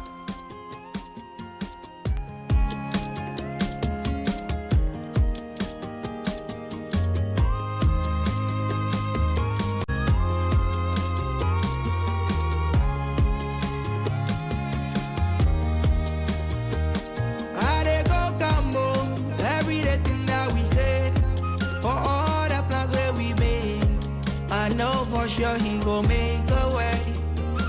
On his road, the only load is how to reach safely. Take me to my destination, and I'll be grateful.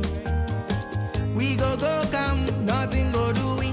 Them go come, nothing go do them. I felt I'm a new let me I know for sure he'll be there for me. No matter the condition of this road. Oh Lord, thank you for giving me travel and mercy. For the times that step out of my house and the moment I have to go back. Oh Lord, thank you for giving me travel and mercy. Whoa, whoa, whoa, whoa, whoa. Yeah, yeah, yeah, yeah, yeah, yeah. I did go come on. Unleashing the power of Relevant Radio. This is Citi 97. On these roads, the only load is how to reach safely. Take me to my destination, then I'll be grateful. We go come, nothing go do we. Them go come, nothing go do them.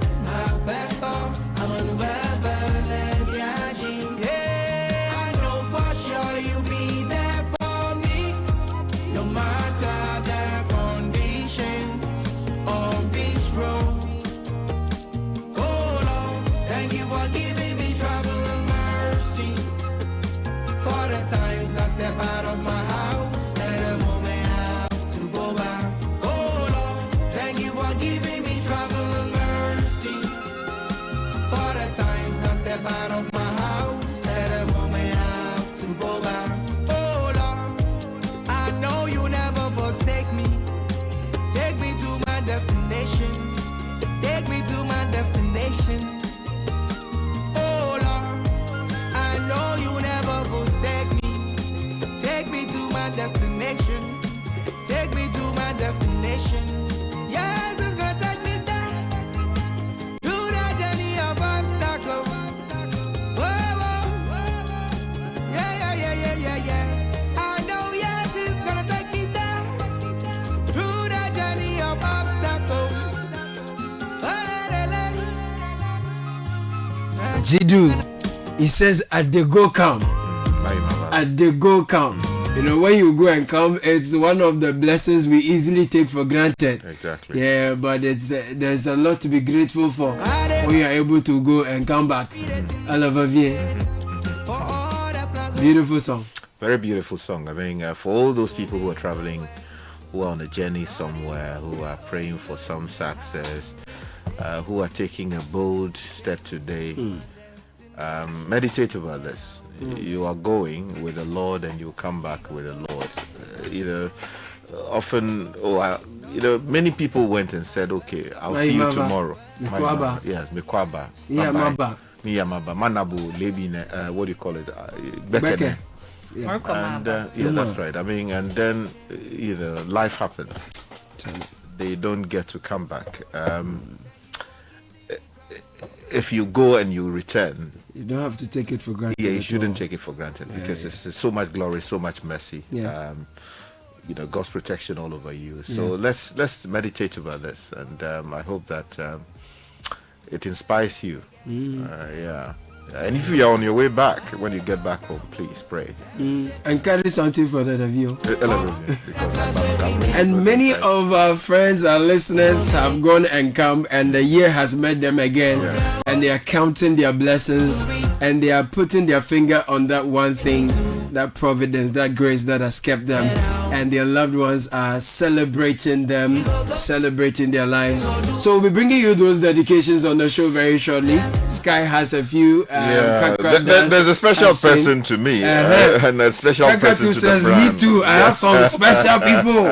We celebrating 0549-986-996. That's the number for all the dedications and questions and comments as well. So let's get into it. So let me do this special one for someone who is closely associated with the Citi FM brand. Come on. Has many of us as her brother, and Charlie, no, she's just a big woman. It's going out to Barbara Nakai Anan.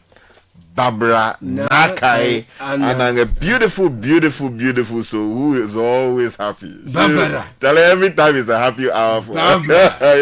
Nakai so Barbara Nakai Anan of the Ministry of Lands and Natural Resources. Today is her birthday. She's a truly beautiful soul, and she's celebrating her birthday today. Always listening to us, shows up anytime we are doing outdoor events, and sort of in love with everybody here. And so we are reaching out this morning, Barbara Nakai Anan, and we are celebrating you for all the love you continue to show. May God continue to take you out and bring you back with success in a billion ways. Congratulations on another year, and it is well with you, Barbara. Happy birthday, Barbara. Yes. Great. There's another one coming in. If I may do this quickly, it's coming in from the folks at Deloitte. It says, happy birthday to Deborah Addo and Rose Esilfi of the Tax and Legal Department of Deloitte. From your country managing partner Daniel Kojousu and all the staff of Deloitte. They are celebrating you this morning, and they are wishing you all the very best in this year and in the many more decades ahead of you. Yes, and Sky, there's one that I want you to help me do. Okay. Celebrating the birthday of a judge at the Adenta Circuit Court. Beautiful. She's also a traditional leader, Queen Mother. Oh, yes. Really? And this one, I need you to do me the honors with her name. Want to wish her a happy birthday. So it's her court that I did one of my internships when I was in the law school. Beautiful. Yes, and this is Mama Bobby the Third. Yes, Mama Bobby the Third. Yes. The rest, Afeton Nyonufia. Yes. Of whole Bankwe. Yeah, Bankwe. Asogli State. Yes. Asogli State. Yes. Yes. Her name is Angela Tachi. She's a circuit court judge in Adenta, and she was very helpful and gave us the motherly love we needed when we were doing our work with her. So I just want to wish her happy birthday. I've got a few more. A number of No, I mean Mama is Mama. So when Mama is celebrating her birthday, because Mama is Mama. Mama is Mama. Yeah, Mama is Mama. Yes, and she listens to the show. Yes, Mama is Mama. Command so much glory, Mama. Angulado. Ufiadu fena nonyi tegbe. Ne amare chohire ngure Yesu Kristo unto na fo wo degbe. Himana bu adoto. Elle vient, elle a un ton peu fiadu frère. Yesu Christo un ton honyi non rafuma. Yo tao pom. Yo mia de to tao pom. Yo nyunyo jino. Be o dome viore. Wava nyame yo ka ho kokoreji. Amen. Amen. Le duyama. Amen. Le duo kata magobo. Va mona va o fiadu fa. Ava kpomu ya wom na la. E non jeba afiacho na amayo na ngbagba won lo. Wo fa fo ndropare. Na we wonyan ika ajetefa. Wo je fiato e wo je gato. Amen. Yesu Kristo na yira o. Amen. Amen. Amen. Amen.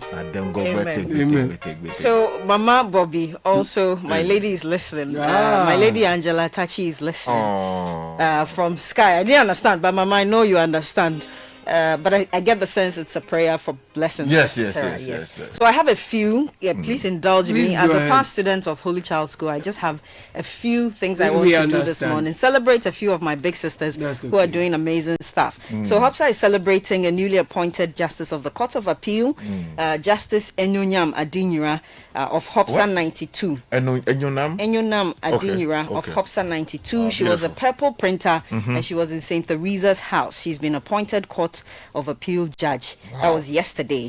We pray you continue to rise higher and higher. And as we say in Holy Child, action, not words, facta non-verbal. Oh, I see. Also, beautiful. Congratulations to her. Yes. Also, we have Dr. Na Dede Tego. She's etched her name in history as the first woman in Ghana to be promoted to Associate Professor of Geomatics with a specialization in photogrammetry and UAV applications at the University of Mines and Technology, UMAT. A big congratulations to her as well. That's a huge one, yeah. Still with Hopsa, Dr. Ohenewa Kakra Dankwa, Hopsa 2003. We celebrate you on your promotion to Associate Professor of Petroleum Engineering at the University of Mines and Technology, UMAT. So and then we are not done yet. And then as Hopsa, we're also celebrating Professor Vera Fiado, who has also taken office as the first female president of the University Teachers Association of Ghana, UTAG. Professor Fiado is also, she first achieved a historic milestone by becoming Ghana's first female full professor of finance. So that's a big woman. Congratulations. Wow, congratulations. No, Acta November. Yes. The people they are performing. They are not just talking. The women. No. With all these amazing strong women, the school can be self-financing. Very good. I have a lot of love for UMAT. Because I studied there. Okay. Although it was for a short. UMAT. Yeah. I studied there. Oh, okay.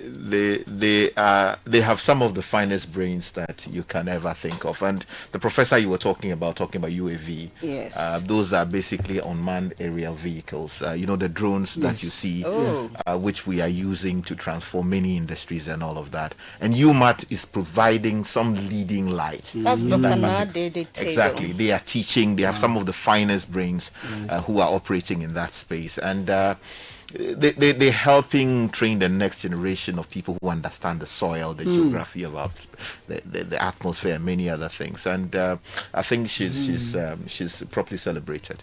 Yes. And then congratulations to Dr. Therestella Tay, founder of Therestella's Foundation, on her election as the national chairperson of the Community Practice Pharmacist Association, CPPA of Ghana. Also HOPSA 2008. We are immensely proud of you. Factor November. We want to celebrate. Factor November. We want to celebrate a woman being a pillar in our lives as HOPSA women. When I entered my first year, she was at the time the headmistress. A few days ago was her birthday, so happy belated birthday to Mrs. Ajiman, aka Najim.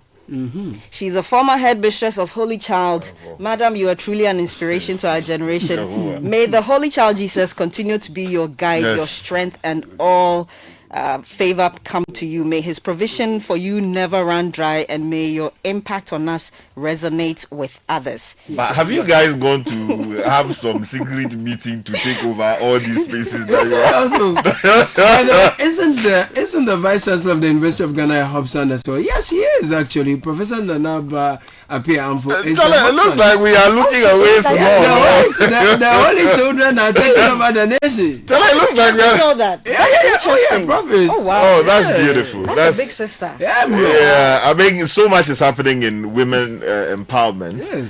And they seem to be providing leadership in the place. And the old people. Oh no, we are.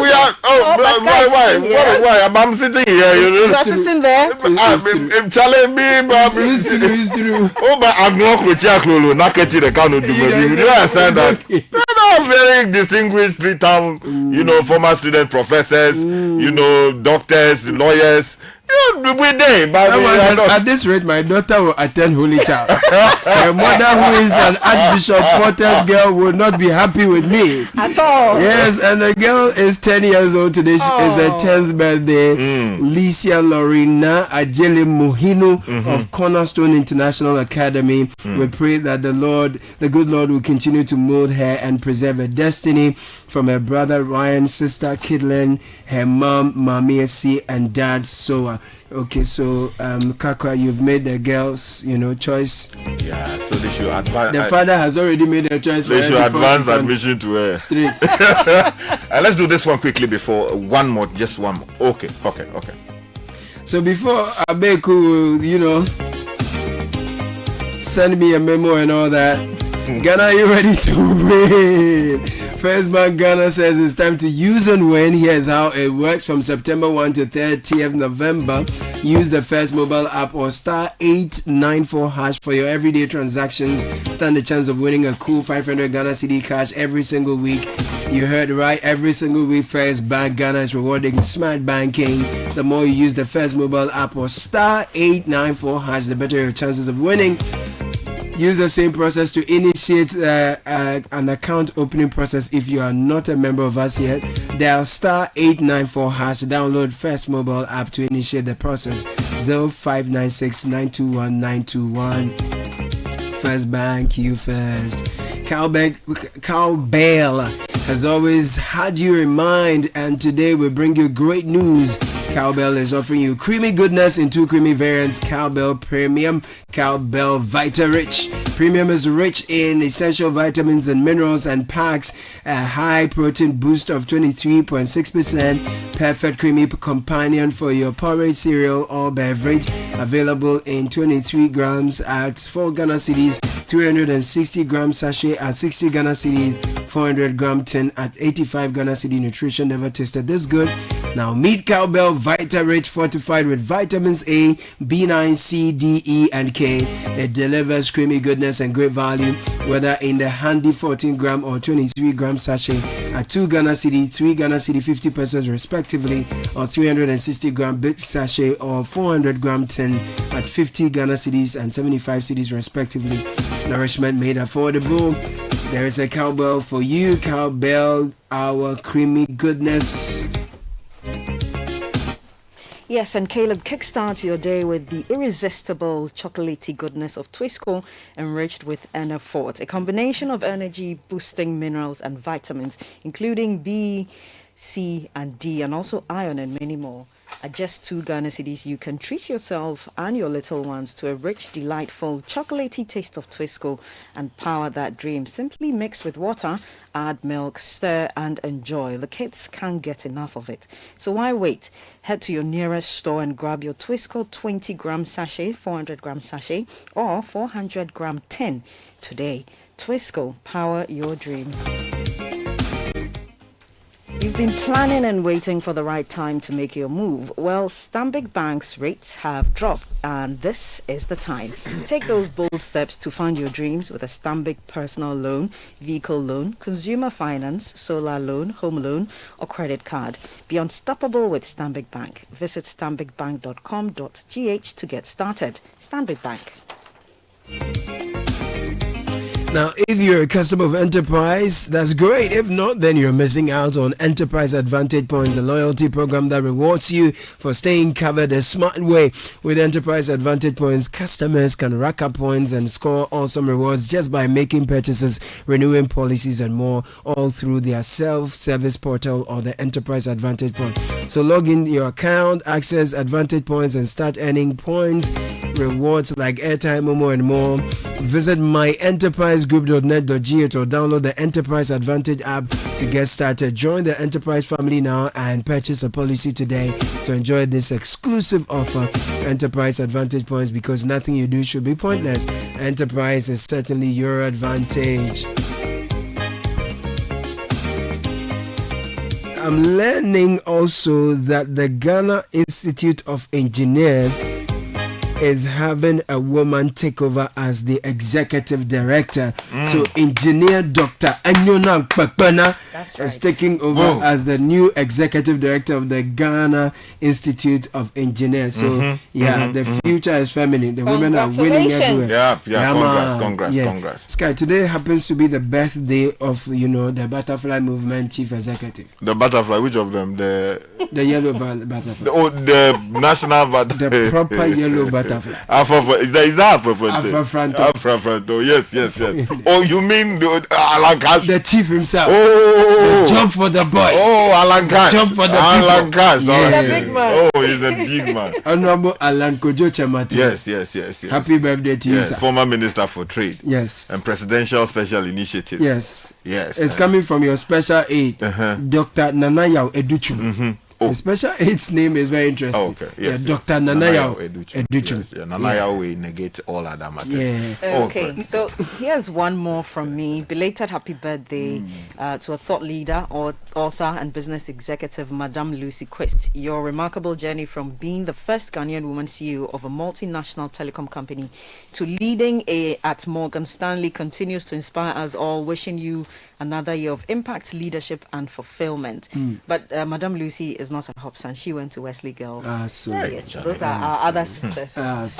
Very well. And the dedications are brought to you by MasterCard. Let's talk about convenience and safety when it comes to your money. And do you know that with MasterCard you have the power to shop and make payments on the go? On lazy Saturdays you can buy breakfast, lunch, and a snack and dinner all from your couch, all with your MasterCard. You can even shop locally and internationally with just a tap. And if you're out and about, pay by inserting your card, tapping or scanning. Leave cash in the purse, go to your bank and switch to MasterCard today to be on your way to something truly priceless. Okay, so again, I'm told Engineer Sophia Tijani has already been elected as president in waiting and should take over as president of the Ghana Institute of Engineers sometime in 2026. Wow.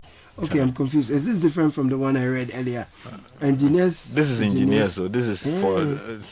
So there may be two different. The first one is GHIE. That's what Ghana Institute of Engineers, right? Yeah, I don't know. Maybe. The engineers are now confusing me. Yeah, but I mean the point is that it's a woman who is taking over. Yes. And I think we need to celebrate all of these women, especially because you have a lot of kids who are on their way to school as we speak. They are with their mothers, their fathers, and many of them are girls. And listening to these celebrations, they also get to have the hope and the wish that sometime will come and they would also have their name celebrated on a national radio station or television for their own achievements. So when you go to schools today, this should be the turning point for you. Keep studying hard. Yes. When mommy says do something, do it. When daddy says do something, Deliver. do it. Without question. It's important. Well, Kojo in East Legon has a message for our dear Hobsons. Says Caleb, tell the Hobsons we will marry them. Oh, we love you. They are super women. What? Thank you. Thank you. So I'll pick it over there. You know. I'll pick it, crowd. Yeah. Happy birthday wishes to my brother Dennis J. Jumo. God bless you. This is coming from Nene Kofi Same to you. Okay, so the Ghana Institute of Engineering is abbreviated as GHIE. Okay, so that's fine. Thank you for that clarity. A lot has happened this week. Yep. From education to health to communications to Galamsey. We are told the president will be meeting CSOs later today on the Galamsey conversation. But there was a protest somewhere along the week that really caught my attention, and there were some voices that came up. People are demanding their payments because they've been working for over 10 months and they've not been paid at all, and they've decried their deteriorating living conditions, and they've been demanding, fair payment, because if the people are taking care of our health, they're administering critical care to us when we are at our most vulnerable, we shouldn't pay them back with such the difficult situations where they're traveling from as far as Pantine to Konebu every day of the week, standing on their feet for so many hours, administering care to our very vulnerable, the weak, the young, the old, and the strong, who are now very sick, and they tend to be in a situation that it's not right. And so that particular protest caught my attention, and I think that we need to do more to compensate the people. This is what they have earned. This is what they deserve. And for 10 months, we are saying that we are struggling to validate them. I really couldn't come to terms with the possibility that people have gone 10 months working so hard in a critical sector such as health, and the teachers also have been complaining, and this has been going on for a long time. People have not been paid. I do not think it's fair. I think it undermines everything that the Labour Act stands for. It's a violation of the human rights of these workers as contained in our constitution, and all the international treaties and protocols that we have signed. Upholding or promising that we'll be upholding the labor rights of our citizens and all of that. And I think that we as a people should bow our heads, in shame, because before you engage someone, you must have made the financial preparations for it. You must have known that you are taking in 6,000 or 20,000 more nurses. Yeah. There must have been clearance secured prior to that from the ministry responsible for finance, and we must have been sure that there are spaces to engage these new health professionals, and we must be sure in our minds that it is part of our responsibility to properly constitute them, so that when they go into the hospital wards, they will not be left wondering, thinking about how to pay their their rent, how to pay their bills, electricity, how to buy food to eat, how to transport themselves from work to the house or from the house to work. All of these things, if the person is not properly constituted, he or she may be driven to make one mistake or the other that may prove to be costly. So I don't find that we are being responsible as a nation, because you enrolled the person onto the public pay system. You said that, look, we have the spaces there, we want to engage you. You must have spoken to the ministry responsible for finance. So it would be expected that once you engage all of these processes and got the person onto the public payroll, funding must be released. The Controller and Accountant General's Department must make sure that what payment is made. But when we are told that people have been working for 8 months, 9 months, 10 months, and they have not been paid. I mean, seriously. I mean, if you are the controller and accountant general and you've not been paid for 10 months, is that something that you will like? If you are the minister responsible for finance and for 10 months you have not been paid, of course, other things that come with the office are not coming. I mean, can you survive that? I mean, imagine. I mean, I watched a video of a young lady who we are told works at the Kolebu Teaching Hospital. Yeah.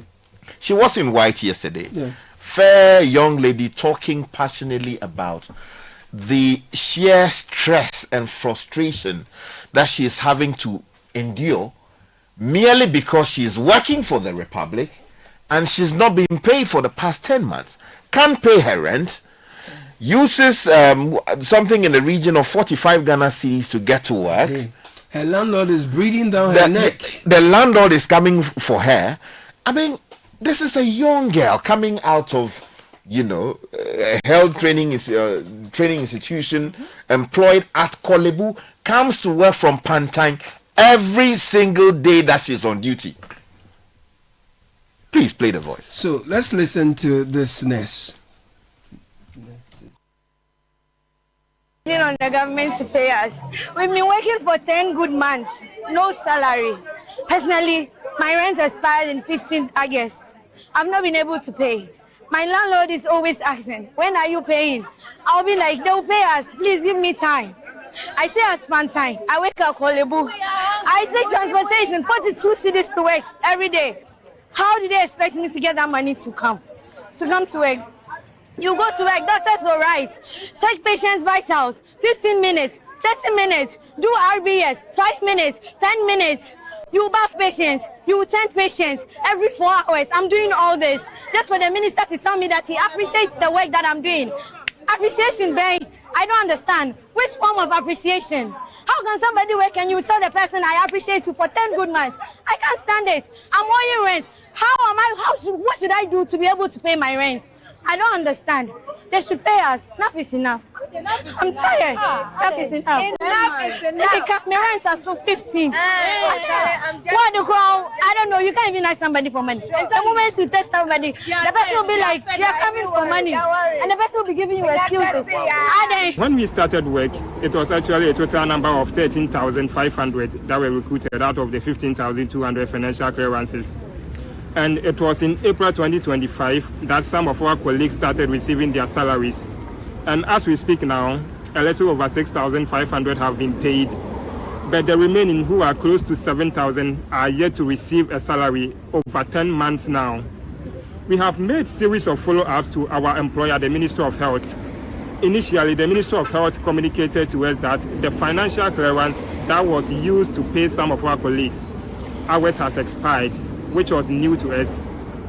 But the ministry communicated that it has written to the Ministry of Finance to extend the clearance so that we would be paid as well. We have made series of follow-ups to the Finance Ministry as well, but they are not trying to be clear with us. They are trying to hide some things from us. We've engaged our employer, the Ministry of Health, still no positive feedback. We have had a press conference and we issued an ultimatum to the government that if by September 2025 we don't hear anything from the government, then the government is definitely going to hear from us. Last week we were in Tamale, Northern Region. We did a peaceful demonstration. We submitted a petition to the president through the Northern Regional Minister at the Northern Regional Coordinating Council. Since then, the ministries have called us, but then we have not had any positive feedback as to when they are going to pay us.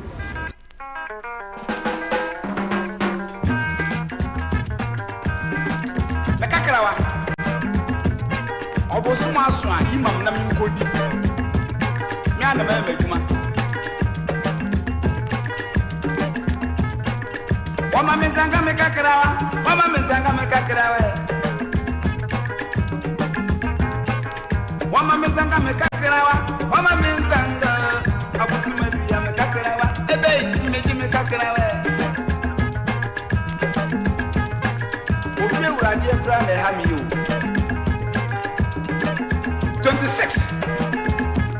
Ofiye uradi o wa no start chop machine. Ukazo Jonathan. Ejina samusu Obon Kaye, a couple of this now. Of your ransom, sir, of your ransom, sir. So Stephen Kojo Techia is the voice we heard at the tail end. He's the convener of the Unpaid Nurses and Midwives Coalition. And earlier you heard a lady tear-drenched appealing for her 10-month salary to be paid. We have the reaction of the sector minister Kwabena Mintah Akando, who said that they are working with the finance ministry to settle the arrears of the nurses and the midwives. We appreciate the challenges you are going through, but we as a Ministry of Health will continue to work closely with the Ministry of Finance until all of you are paid. And so I have heard a lot of you screaming when. With the greatest of respect, allow me to get back to my colleague, the Minister for Finance. Let's put our heads together so that we can give you the final, deadline. I do not want to stand here and give you a time and say next week, and when it's not being fulfilled, it will be construed as we have also, disappointed. So, Minister of Health Kwabena Mintah Akando there addressing the protesting nurses and midwives who obviously are who actually said that they were not, satisfied by the assurances given that he's going to liaise with the finance minister to settle the arrears of more than 10 months, because they say that the worker deserves his wage and that the ox that is at work should not be muzzled. So you get that. Do not muzzle an ox while it is, treading out the grain, because these nurses and midwives are delivering or dispensing very critical services that is core to the well-being of the nation. I see doctors. Yes. So Junior Doctors Association, they have just issued a press statement dated the 2nd day of October 2025. Says withdrawal of services by Junior Doctors Association of Ghana. It says the Junior Doctors Association of Ghana announces that its members will embark on a nationwide withdrawal of services following months of neglect and unfair treatment of some of its members. Now, over 200 junior doctors have worked for over 10 to 14 months without salaries. Moreover, several medical officers who were previously on payroll have had their salaries stopped without explanation. We also have over 800 medical officers who have been awaiting posting for the past 1 year, 4 months. Now, despite repeated engagements with authorities and goodwill shown towards the government, no solutions have been found. Now, the Junior Doctors Association therefore directs as follows: that all members should, 1, withdraw all outpatient services effective Tuesday, the 7th day of October 2025 to Thursday, the 9th day of October 2025. And then the second is that withdraw emergency services effective Friday, the 10th day of October 2025 until further notice. However, patients will continue to be managed until discharge, but no new cases will be admitted. Now, the association wishes to make it clear that the continued exploitation of junior doctors would no longer be tolerated. The responsibility for any disruption of healthcare services lies squarely with the Ministry of Health and the government of Ghana. We call on all stakeholders to act immediately to resolve these issues. It's signed by Dr. Louis, I believe, Afi, or Ifia Nkrumah, who is the president of the JDA, which is the Junior Doctors Association, and then also Dr. Rhoda Amadou, who is the general secretary of the Junior Doctors Association. So it is not only the nurses who and midwives. Yeah, that's right. And we are told over 200 of them have worked for 10 to 14 months Yes, without salaries. Exactly. Wow. It's becoming challenging. You know, I think there's something that our governments have to appreciate. That if you play with someone's salary, right, what you're doing is basically to keep the person's brain out of work. Yeah. Because look, even for many of us who are on salaries here and there, I mean, it's not easy. It is not easy. You understand? Things are not adding up. Take home is not taking you home. Things are chasing you left, right, and center. Yeah. Sometimes, even as you are on air, something is popping up, and it has to be sorted out. Get the message, Uncle. How much more someone who has left her village somewhere in Kukurintumi, come to Accra, has rented someone's property, and she's not living on the premises of within the premises of the hospital. She has to commute all the way from different Pantang. Community. 45 Ghana cedis a day to get to work. And you see, the person is not doing just any kind of work, taking care of people who are unwell. Yeah. Now, if you are absent-minded in a hospital environment for just a second, you can kill someone. Negligence. You can administer the wrong medication or make the wrong prescription. True. Because your wife is coming after you from the house, your kids' school fees have to be paid, or you have to pay the rent, as the lady narrated. And she's also thinking about how to get back home. And there are bills to pay, electricity, water, to buy food. Yeah. And if you cannot pay such a person, I mean, how much is the money? And how long does it take to interrogate the numbers? Be sure of exactly. Yeah. We now have a national ID system now. The margins people have given us a fantastic system that other countries are copying. And we are told that they have been able to develop a system that should make it possible for us as a country to know who is taking what salary for what purpose. Yeah. Identify the people, ensure that they are properly validated, because we are talking biometrics. Yeah. No one can steal your biometrics. As in, nobody can come in and take your biometrics and use it for a purpose for himself that the system will not catch, because your biometrics are unique to you. Yeah. So if we have developed such a system, it should be seamless to identify who is a doctor, who is now a doctor, who has been enrolled, and who has not been enrolled. And this should not take forever. So I am really, really sad this morning hearing the young lady and also hearing from the doctors complain about something that should be routine, that should be dealt with without any ceremony. Yeah. We don't need demonstrations, and this thing has been going on for far too long. It's become an annual ritual. The people sitting at the Ministry of Finance, the ones sitting at the Ministry of Health, I mean, can't they go without a salary for a day or a month? They can't. They will raise hell in this country.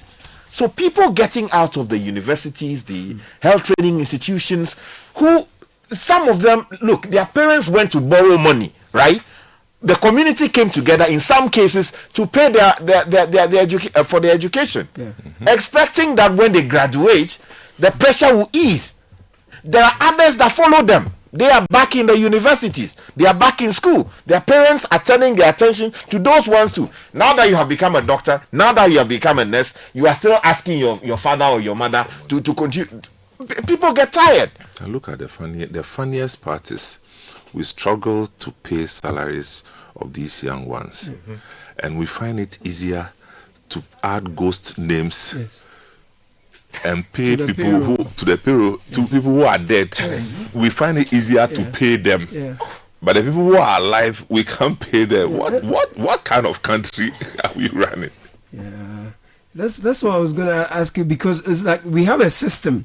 Entry is a difficulty. There are about 691 pharmacists who also say they've been trained after school. They are home. They've not been employed. So they are there. Put together in the health sector, I'm told there are about 70,000 people who are yet to be employed or posted, basically. And then you have those who have been posted, worked for 10 months. They've not been paid. And then you have ghosts also, who are taking the earnings.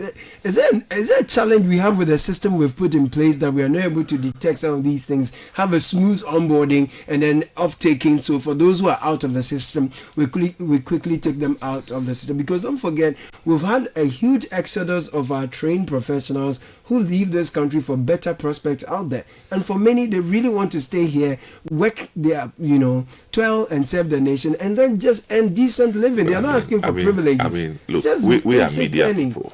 We are media people. And here, this company that we all work for, do you know how people conduct themselves when salaries delay for even 1 week? Even 1 week. 1 week. So for somebody who is working and has not been paid 10 months for 10 months, I mean, it's you see, it moves away from being an administrative issue. Is a human rights issue. Yes. How do we expect them to? So when we hear them take menial offerings from other countries, how do we blame them? They will leave. A lot of them are believing to go do care and other things. Yeah, we need to take it seriously.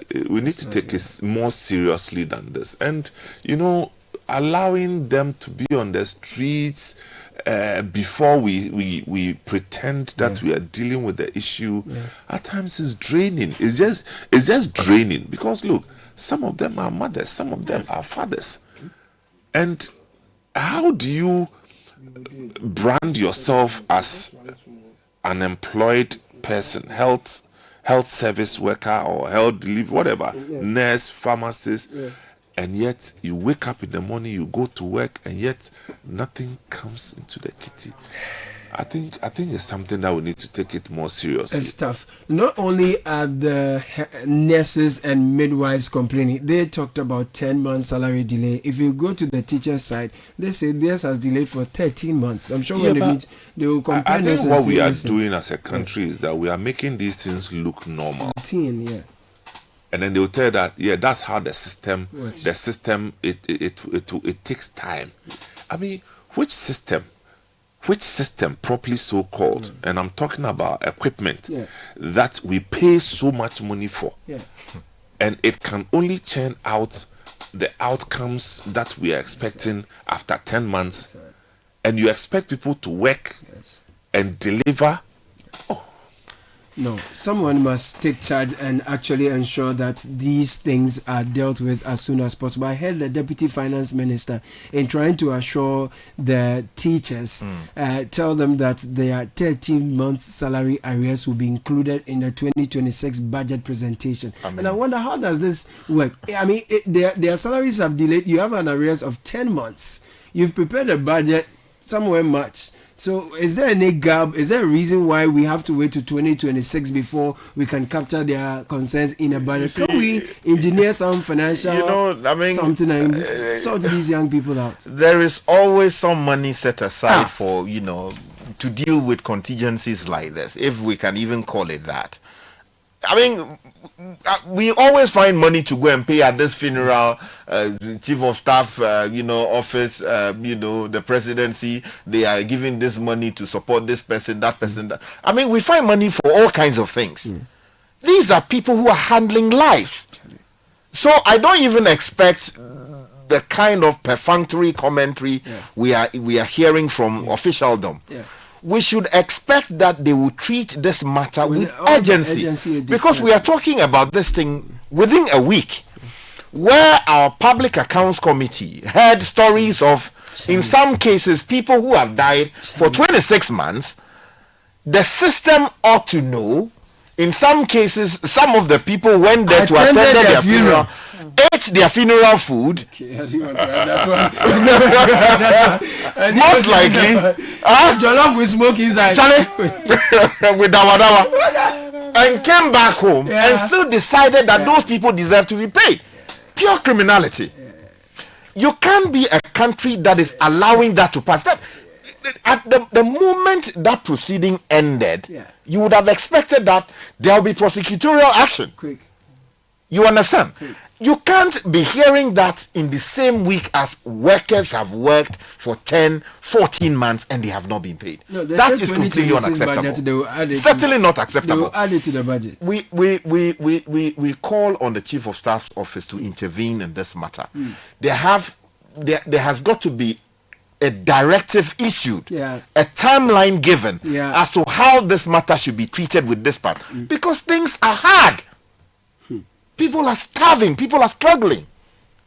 It's not easy. And you see, we've been to communities. I want to ask Sky a question, especially because of his experience in parliamentary reporting. Doesn't the Public Account Committee have the powers of a high court? Yes, so in respect of summoning people to come, demanding documents from them and examining them on oath and all of that. And of course, at the end of the day, they make recommendations to Parliament.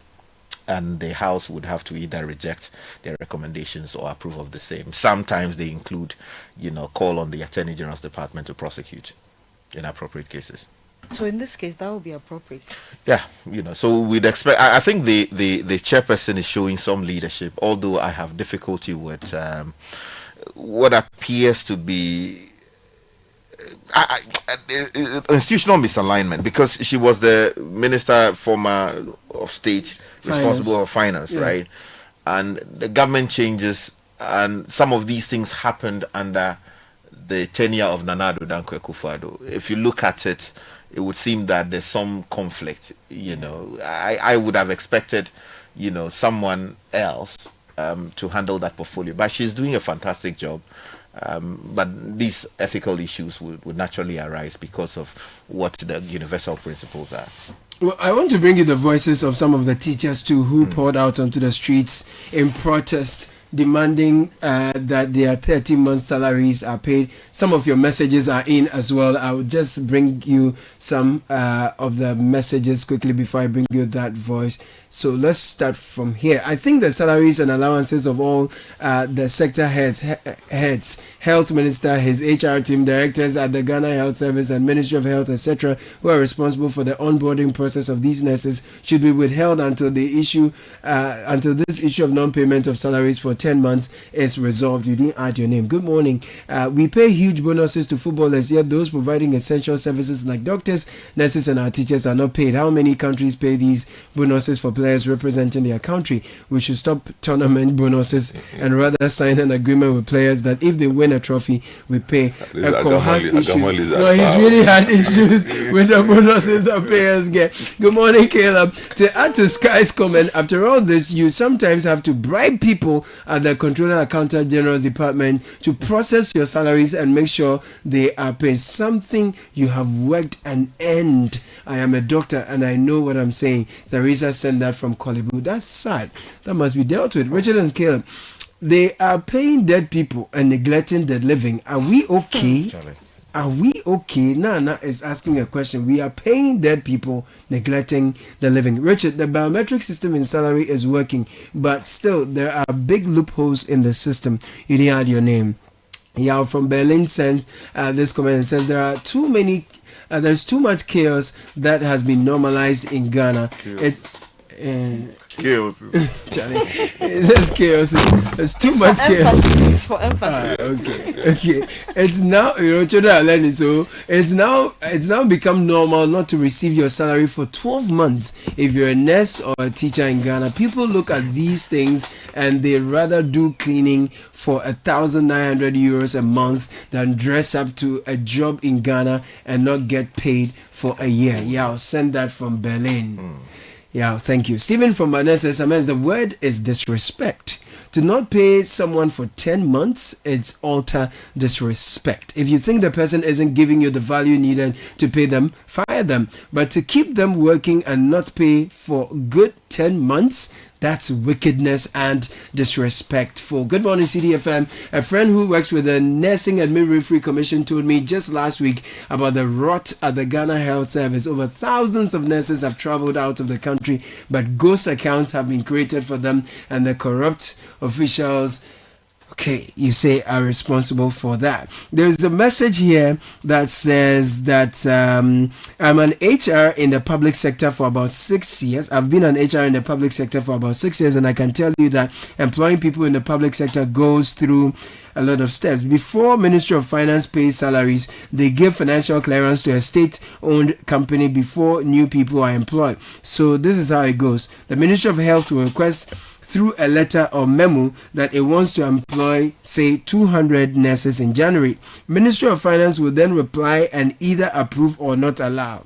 If approved, then the institution will employ the nurses. Then the Ministry of Health will attach the approval letter to the Ministry of Finance for them to be put on the government payroll. So the question is, where is the financial clearance from the Ministry of Finance before they were employed? Because it could be that they were just asked to come and work and somebody will work out the clearance. But thank you for this comment, but it's been 10 months.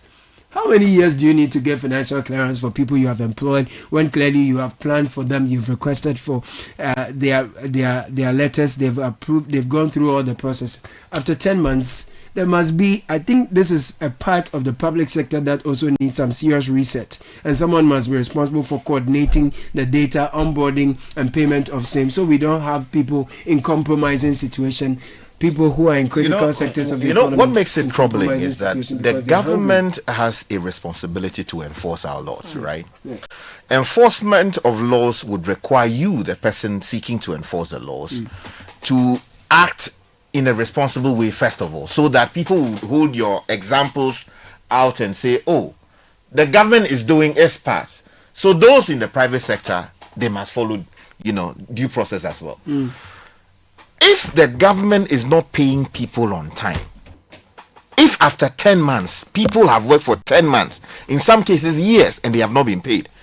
If some private sector company is sitting in Agbogboshi, and people are working there for years and they are not being paid, how are you, the government, the Minister for Labor Relations, going to go after those people? Do you understand what? Exactly. Because people are working, you are not paying them. Can the government be sued? As in what? Legal remedies, for these people who have not been paid for 10 months. Force the government to pay. Oh no, of course. I mean, they know you don't want to be providing legal advice on radio on this, but I mean, those are matters that come within the ambit of the Labor Act. This one, small question I ask this man. Is there legal advice in the government? This man. Oh, Kaka. I mean, no, teachers are suffering. They are calling on you. They can sue. Yes. To which end? It will. You see, what the court will, the best thing the court will say is to the court to instruct the government to pay their money. That's the. But the payment is where the issue is. Yeah. So the protest, not just it. And the government has not said they won't pay. So if you go to the court, it's like going through the motions. The court says, government, pay the money. Then government say, yes, okay, we will pay the money. Then they go back to normal. Then they will change the minister and bring another minister. Then you also come and give assure me you. 3 months. I assure you. We are working with the health finance ministry. No, I think that again, what our politics too has done to our public service has weakened the structures of the public service, because you see, we have over the years hijacked the decision making powers of these public servants, and politicians have taken, if you go to education ministry, what maybe 20-30 years ago the typical officer at Ministry of Education will be doing, now it's a political appointee who does it and reports directly to a minister. You go to all the ministries. So once there's change in government, there's a disconnect, and discontinuation, and things take so long to reset themselves, and that's what we are seeing. That's what we are seeing. I'm still looking at avenues for pushback and remediation for these people. What is organized labor's role in all this? I mean, yes, we get it. The people the teachers and nurses are dealing with directly is the health ministry, education ministry, and most importantly, the finance ministry. But it appears to me that very often when these young people pour out there, it is they and the media, and the next day another story comes up and issues end up. I don't really hear organized labor talk much about these concerns, in fighting for these workers, labor, young forces in the labor. I don't hear much. For me, what is even more worrying is listening to these voices of these nurses, majority that are female. Okay, and this morning we were having a conversation with Pastor Mauli, trying to understand how it is to live as a woman. And there are basic things that you need. So for instance, my needs as a woman will be different from yours, because I have menstruation every month. I've got to deal with hormones. I'm the one who is going to get pregnant and have a baby. My body is going to go through these changes, etc., etc. This is a profession where majority are female. And we are putting them in a situation where their backs are against the wall. We're putting them in a situation that makes them more vulnerable than they already are. Makes them vulnerable to all sorts of pressures. Makes them easy prey to all sorts of situations and all sorts of predators and all sorts of intentions. I mean, you ask yourself, where do they go from here? What do you do? Your back is against the wall. Your landlord is putting pressure on you that the rent has expired and you have to pay. You have to make the next payment. You're trying to figure out 45 Ghana cedis a day on transportation. And that's trotro, because if you're moving from Pantan to Kolebu, it has to be trotro. Okay. That's very stressful. How is this person supposed to contribute their bit to this society, to this world? How are they supposed to get into their creative energies and give out their best in whatever they are doing, whether it is their work or their education? I think that it's really unfair to exist in such a situation. We are existing in a tale that is such a paradox, that dead people can be paid and the living neglected for 10 to 11 months. For me, I think it's disappointing once again to think about the Ghanaian society. It's riddled with corruption, it's riddled with insensitivity. I think that duty bearers have a role to play. Duty bearers, Sky was talking about the possibility of an emergency fund, that you can step in with and resolve the situation. 10 months. So that you don't have to wait for 26 exactly, 12 budget. Months in a year. And if for 10 months you've worked and you have nothing to show for it, you can't even cater for the basics, then what's the point? I think our honorable duty bearers should show some sensitivity and do what has to be done. Very important call. We are trying and we are highlighting actually the appeal and the plight of our friends and brothers and sisters who are in the health care, education, and indeed public sector, whose earnings have not been paid for close to 10 months. They're demanding immediate payment, and that's one concern that has caught our attention, because we do know that a good number of them, there's been a huge exodus of some of our very critical human capital seeking greener pastures, not often necessarily because they want to leave, but some of these situations put them in difficult positions, and they tend to leave to go do other menial jobs that necessarily may not augur well for them, given all the training that they've had over the years. Let's get some answers from the ministry. Tony Goodman speaks for the Ministry of Health. He joins us on the line. Good morning. Thank you for joining us, Tony Goodman. Good morning, my brother. So, can you confirm for us, in fact, the number of healthcare workers across the sector, whether nurses, junior doctors, pharmacists, who have worked for 10 months and not been paid? Do you have some data on them? Thank you very much. Good morning to our listeners. Caleb, I hope this will not be an accident soon.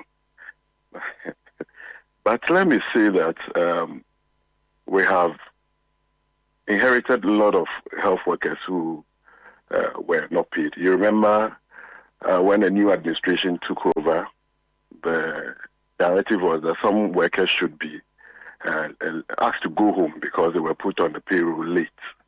In the health sector, they were given financial clearance around August 2024. And within the period, I think by December, it got expired. So these 13,500 nurses were asked to go home, but the Minister for Health thought that it can make some concession for them. So government agreed that let's keep these nurses at post. So we processed their salaries gradually and got about 7,000 paid. 3,000 were also put on the payroll. We are left with 3,500 to be onboarded onto the payroll system. They also have to go to the hologram system, and then they are also catered for. We had about close to 1,000 pharmacists who, for them, they have finished working, they have finished their service, but they did not receive any salary. I can tell you that these pharmacists have received their salaries. We had some medical officers who were caught up in the same web. They have been paid. Currently, we have some officers doing their house jobs who are also calling for their salaries to be paid. But I'm sure, and I can tell you that the Minister for Health and his colleague at Ministry of Finance are dealing with it. And very soon we'll see an end in sight in some of those things. Right, and medical doctors, I can tell you that we've got an indication that it was just a mess-up. I think it was cleared earlier, but there was some mess-up, so it will be dealt with. So to be clear, with the junior doctors, you're going to fix this because there's been a mix-up? Yes, please. Yes. So, I'm sure. You know, the whole health worker cadre was just put together, and everybody who actually was not part of the financial clearance got hooked up in this. So as of yesterday, we've dealt with it. The clear numbers, those who have been paid and those who are currently are supposed to be paid, are clearly known now.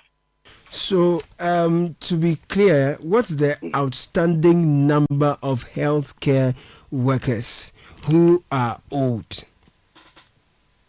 So 3,500 nurses, and then the number for the junior doctors, I don't have offhand, but I can tell you that it's been taken care of. It's been taken care of. And this 3,500 nurses includes the midwives as well? Yes, please.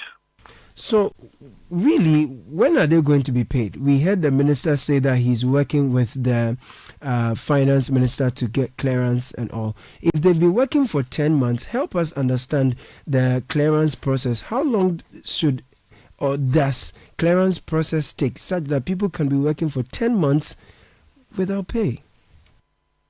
Yes, that is unfortunate. I sympathize with my colleague nurses. It's as a result of not having a valid clearance.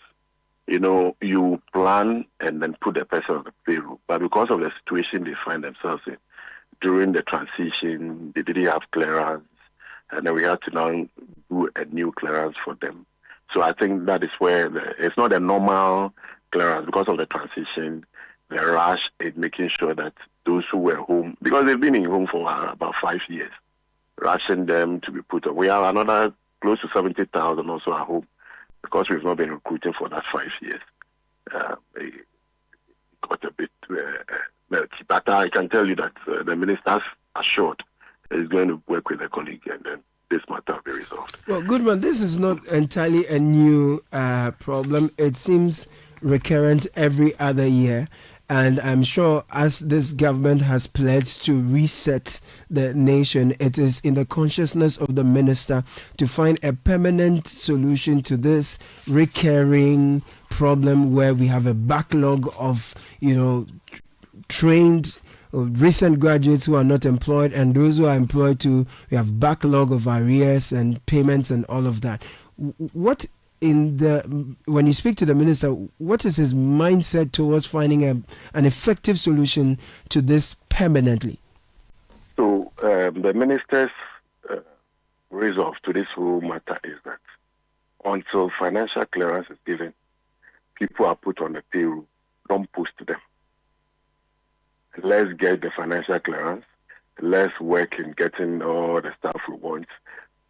Get them to various places. Let's receive their documentation for payment.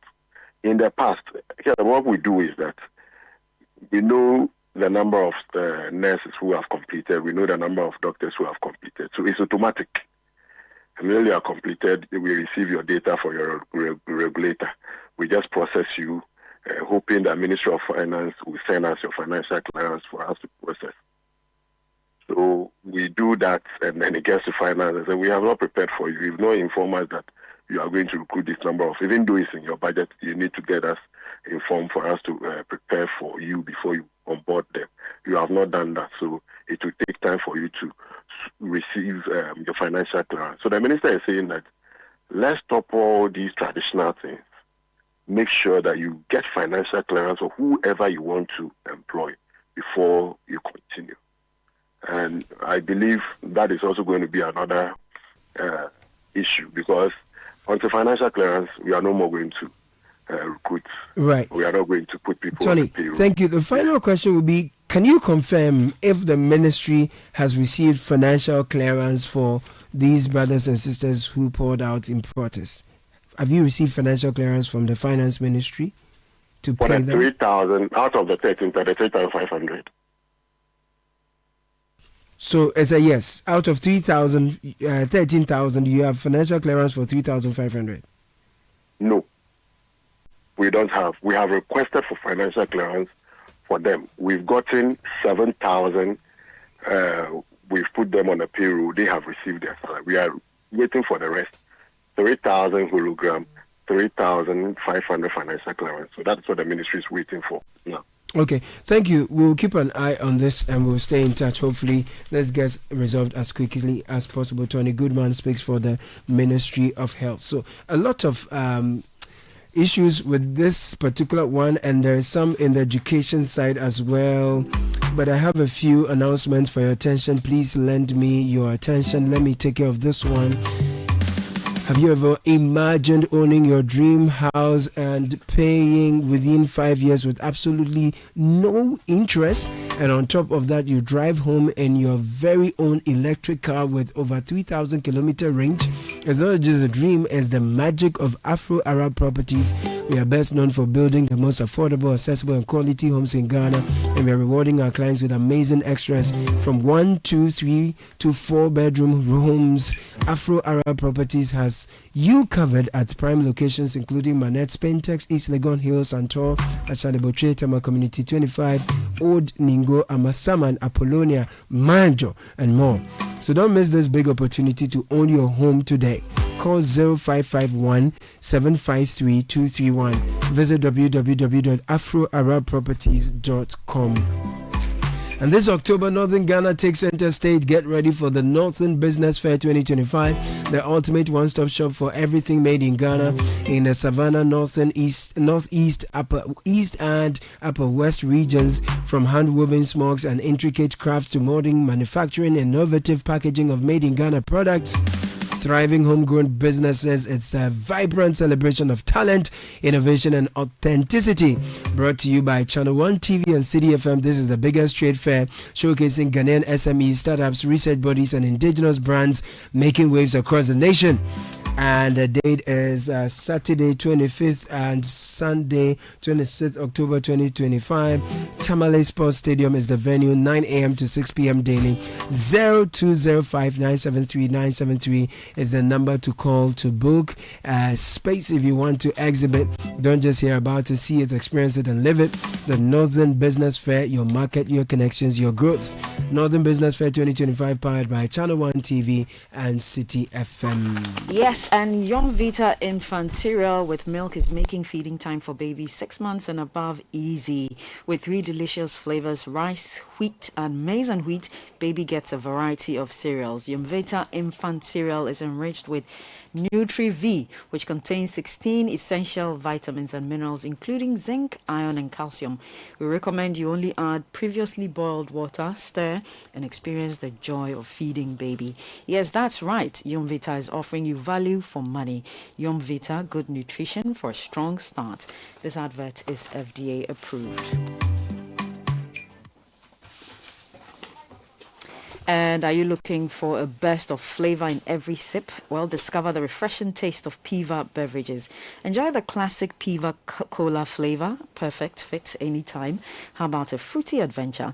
Try our delightful Piva orange fruit drink packed with recognized citrus flavor. If you're craving something exotic, then Piva cocktail fruit drink brings the tropics to you. And for a sweet and juicy treat, grab your grapefruit drink. And don't miss out on the refreshing Piva Tangy fruit drink, bursting with tangerine flavor. Piva Cola, Piva Orange, Piva Cocktail, Piva Grape, and Piva Tangy. Grab yours today. Available now at a local store. You can also call 0550-032-231. Piva Beverages, the taste you love. At Access Bank, rewarding our customers is at the heart of what we do. That's why we've introduced Rewards by Access, a loyalty program designed to add value to your everyday banking experience. Whether you're shopping, traveling, or handling business expenses, every transaction you make with your Access card brings you closer to exclusive benefits, premium privileges, and personalized rewards, all tailored to suit your lifestyle. Points earned through your card transactions can be redeemed seamlessly at any of our merchant partners nationwide, making your spending go even further. So whether you are a frequent flyer or a regular shopper or managing daily family, personal or business needs, Rewards by Access ensures you get more from every spend.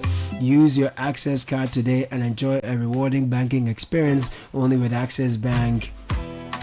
loyaltyrewards.ghana.accessbankplc.com is the website to visit. 0800-004-400. Call that toll-free number for more details. Access Bank, more than banking. Yes, and Zenith Bank Ghana is 20 years old. The board, management, and staff of Zenith Bank Ghana extend their profound gratitude to you, valued customers, partners, stakeholders, and friends, for 20 years of banking excellence. It's been 2 decades of impact and a lifetime of shared growth, and you have been at the heart of our journey. We say thank you for your unwavering trust, loyalty, and support. Here's to the next 20 years and beyond of even greater possibilities with you. Thank you for banking with us. Zenith Bank, in your best interest. And before I come to you, Kakra, because on the education sector too, many concerns came up during the week. However, it's winning season again this time, and we're not just chasing them, we're collecting them. Luckiest is back. Grab your phone, dial *712#, choose option 1 to buy a ticket for yourself, option 2 to buy for someone else. If you want the system to generate a lucky ticket for you, go with option 1 again. If you prefer to choose your own ticket, option 2 is what you go for. Confirm with Momo and you're in. Go online, do the luckiestafrica.com and register if you want to do the online way. Tap on community tickets to either pick your own lucky number or let the system choose for you. You can buy a ticket for someone else too. When it's time to pay, use Momo if you're in Ghana. Pay with your card if you're abroad. Luck is everywhere. We'll take a quick break. When we're back, there is more. This is the Citi Breakfast Show, the city's biggest conversation.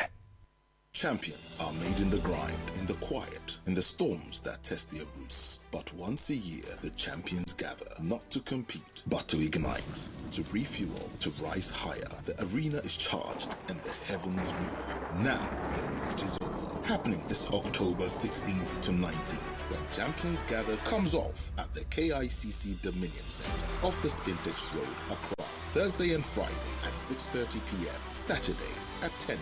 Sunday at 8 a.m. The theme, Rooted. Come and experience the dynamic and powerful ministry of Pastor Matthew Ashimolowo, Reverend Steve Mensah. Got teens and kids? We've got them covered. There will be homework support, PJ Movie Night, and Super Sunday Fun. Free transport from Coca-Cola Roundabout. When Champions Gather 2025. Thursday, 16th October to Sunday, 19th October. Be there. Come with your family. Be rooted. Be unstoppable. Be fruitful. If you know these sounds, you didn't just live through the 90s. You lived the experience. Back then, connection took minutes. Today, it takes a blink. You express yourself with memes. You hold video calls across continents. You say hey to an AI who responds, "Hello, Kwame." You order rides, dinner, and dreams all from the palm of your hand. A lot has changed, so have we. For over 3 decades, EcoBank has evolved with you, leading digital banking in Ghana and across 33 African countries, pioneering solutions built around how you live, move, and dream today. From our express points to EcoBank Pay, online banking, and the mobile app, we are where you are. Here for today, ready for tomorrow. Now, that's change, powered by EcoBank. EcoBank, a better way to bank your way. EcoBank, the Pan-African Bank. Wake up, have a great day, yeah. With nourishing cowbell premium milk and cowbell Vita Rich, nourishment for you.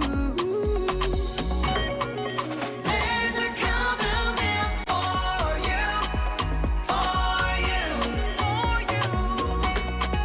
Cowbell Vita Rich and cowbell premium. Introducing the new Cowbell Premium Milk, high in protein, and the new Cowbell Vita Rich, enriched with vitamin B9, both so creamy. Now there's a Cowbell for you.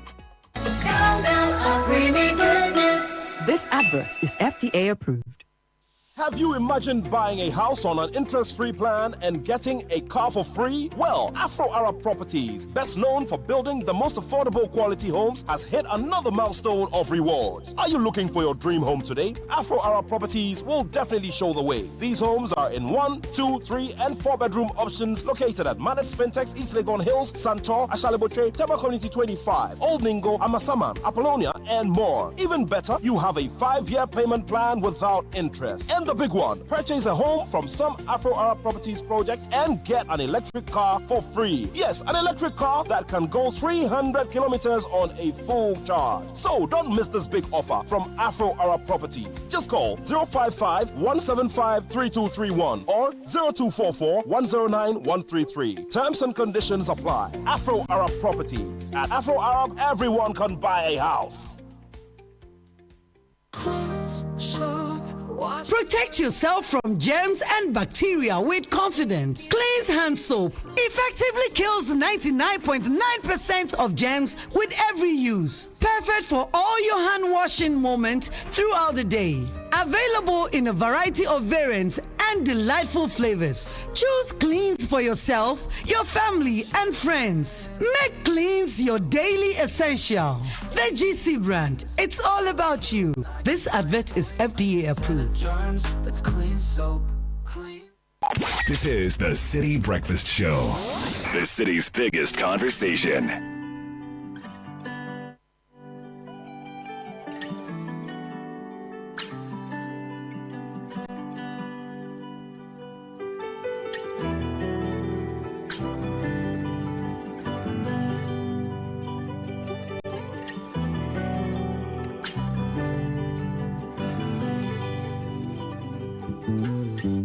(9:27). We have joining us in studio Global Freedom Network, Faith in Action Against Modern Slavery. What is that about? There's a big conference coming and the launch of the Global Slavery Index. Did you know about that? Global Slavery Index. Who do I have in the studio? Franca Pellegrini. Did I get it right? Thank you. Yes, Franca, you did. you're welcome. Thanks, Franca Pellegrini sounds Italian? It is. Oh, okay. You're the director of Global Freedom Network at Walk Free. Correct. Okay, you're welcome. You're here together with the president of Challenging Heights, James Kofi Anna. James, Franca, you're welcome. Thank you. So, Franca, first, is this your first time in Ghana? No, I've been here many times. You've been here a number of times. Yes. You're a friend of Ghana. What do you enjoy most when you're here? The weather. Oh, nice. It is actually really cool. So let's talk about the modern slavery issue, right? What is it exactly and how does it manifest in today's world? Sure. So modern slavery is an umbrella term covering human trafficking, debt bondage, forced labour, child and forced marriage. It also includes sexual exploitation, state imposed forced labour, and the worst forms of child labour. It occurs when a person's freedom to control their body or work is taken through threats, violence, cohesion and abuse of power, leaving them unable to refuse or escape exploitation.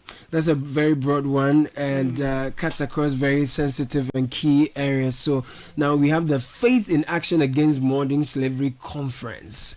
Tell us about it and why is it significant that this is held in Ghana this year and what are we trying to achieve? Sure. So we, the Global Freedom Network, has been working in Ghana since 2019. Right. And we've been building trusted relationships with faith leaders, community leaders, civil society and government. And last year we celebrated 10 years of GFN, which is, uniting faith voices worldwide to confront modern slavery. And the Faith in Action Conference on the 8th of October at Kapensky is an expression of our commitment. It's not just another gathering. It's a platform where faith leaders, state actors and civil society share knowledge and co-create strategies. It's hosted in Ghana. It's especially meaningful for us as it honours the leadership of Ghanaian partners such as Challenging Heights and highlights the region's vital voice in the global fight against modern slavery. That's very important. We spoke earlier about the Global Slavery Index. For those who are hearing this about for the first time, tell us a bit about it. Why it's an important tool in the global fight against modern slavery? Sure. So the Global Slavery Index was established to accelerate efforts to end modern slavery by raising awareness of its scale, drivers and solutions, setting a baseline to track progress and hold governments accountable for their inaction. But also it's very important to us as it underpins all our advocacy work. So whether that's through faith leaders, government or business, we always look to the GSI. Let me bring in James, Challenging Heights. James, good to see you. And from your work, you've dealt with a lot of survivors and vulnerable communities. How do the numbers reflect the reality on the ground in Ghana? What's the picture? Well, thank you, and I will say good morning to your listeners. Ghana has various laws against modern slavery in this country. We have the human trafficking law, which was passed in 2005. We also have the LI that was also passed in 2015. We have the Children's Act. I mean, there are a lot of laws. Even within, the laws or within the institutions, we have a number of policies that addresses the issue. Unfortunately, we still have a lot of people who are caught up in modern slavery. I mean, if you go to our Galamsey site right now, you can see the amount of children, who are caught up in slavery. Just about a few weeks ago, we, together with the police, rescued 25 girls who were forced in prostitution in illegal mining sectors in this country.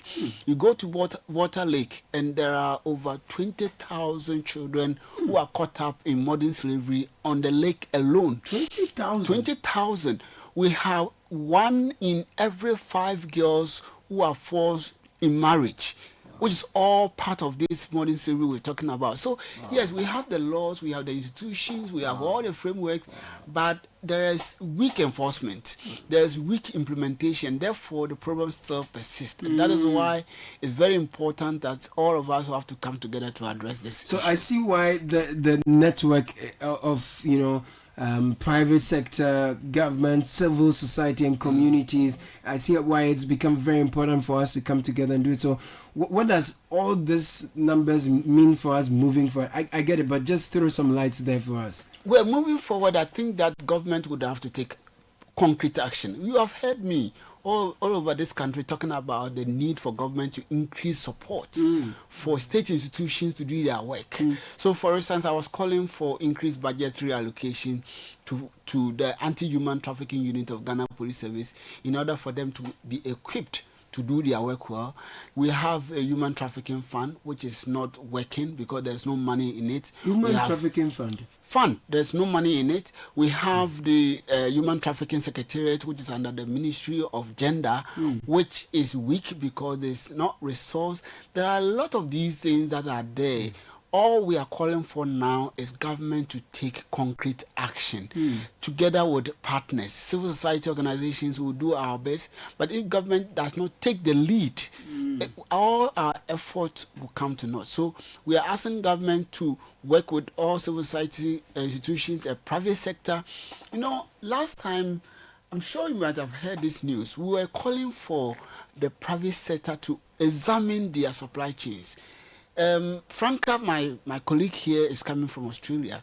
In 2018, Australia government passed the is it the Supply Chains Law? Modern Slavery Modern Slavery Act. And all businesses are enjoined to ensure that they clean their supply chains. These are some of the things that we need government to do. The Human Trafficking Act, which was passed about 20 years ago, needs to be amended. There are a lot of issues under human trafficking and modern slavery that are not covered under the law. For instance, we don't see forced child marriage as modern slavery. Why is it so? We must label that as modern slavery in order that we can properly address it. But if you just take it as a traditional norm, then it means that you are not going to be able to address as well. So we need to amend the law to reflect the exigencies of the time. That is why we must all, I mean, you are a media person, this is a media organization, we must all call on the government to take action, increase budgetary allocations, and be seen to be doing the work. Wow, 20,000 children, voter league alone. Wow. And you're saying that we have the structures, we have the institutions, but we are not funding them. We are not funding them. Wow. Okay, so now let's tie into your messages for us as the conference comes off from the 6th to the 8th of October. What will be your message to Ghanaians? And also we are looking forward to the release of the index, right? Tell us more. Yeah, I think I'll echo what James said in that it's collective action. So, you know, James touched on social and cultural norms. That's where faith, community and tribal leaders need to step in to build awareness and build that capacity in their communities. And we help them do that. Like we launched a Faith for Freedom app. That's an app dedicated to religious leaders, to women religious, to community and tribal leaders. But then also, like James said, you know, there's the government needs to take action, civil society, but all together, that's what this conference is about collectively, the impact that we can have if we work hand in hand. Right, James? Yes, so a few years ago, this particular conference was held here. I mean, I think it's the same venue, similar conference. And, you know, now we are going to hold another one. What I believe is that modern slavery is preventable. We can prevent it. If you act, if everybody acts, if the government takes action, we can prevent it. And the reason why we must take action and to prevent it is that it's about the people. It's about our own citizens and the citizens of others who find themselves in our country. Look at the Nigerians who are always forced into prostitution in this country. Look at our own children who are working on the lake. Look at our own children who are forced into forced marriage. And I know, sometimes I listen to you and your story that you tell. You know that this exists, but we are not calling them by their names. Let's call them by the name. It is modern slavery. It is not child labor. It is not child work. It is modern slavery, and it is preventable. Right. So about this conference, is it open to the public? Is it strictly by invitation? Who can be there? Yeah, no, it is by invitation, Okay. and it's a cross mix of, like I said, faith leaders, civil society, and government as well. Right. Thank you, Franca Pellegrini, Director of Global Freedom Network at Walk Free, and James Kofi Annan, President of Challenging Heights. James, people are telling me your name rings a bell.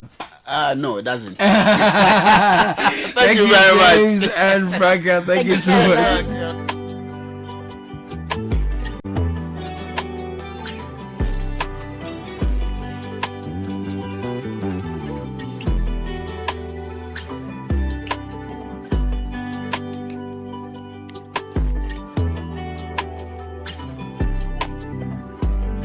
When you buy anything, it's got to be the very best. Diamond 42.5 outgrade, highest quality on the Ghanaian market. We've got a 32.5 outgrade for you. Great value for your pocket. You deserve the very best. Please choose Diamond Cement as your number one for all your building needs. Anyone who wishes to buy Diamond Cement should deal with us directly. Our factories are in Takrady, Bwepe, and Aplau.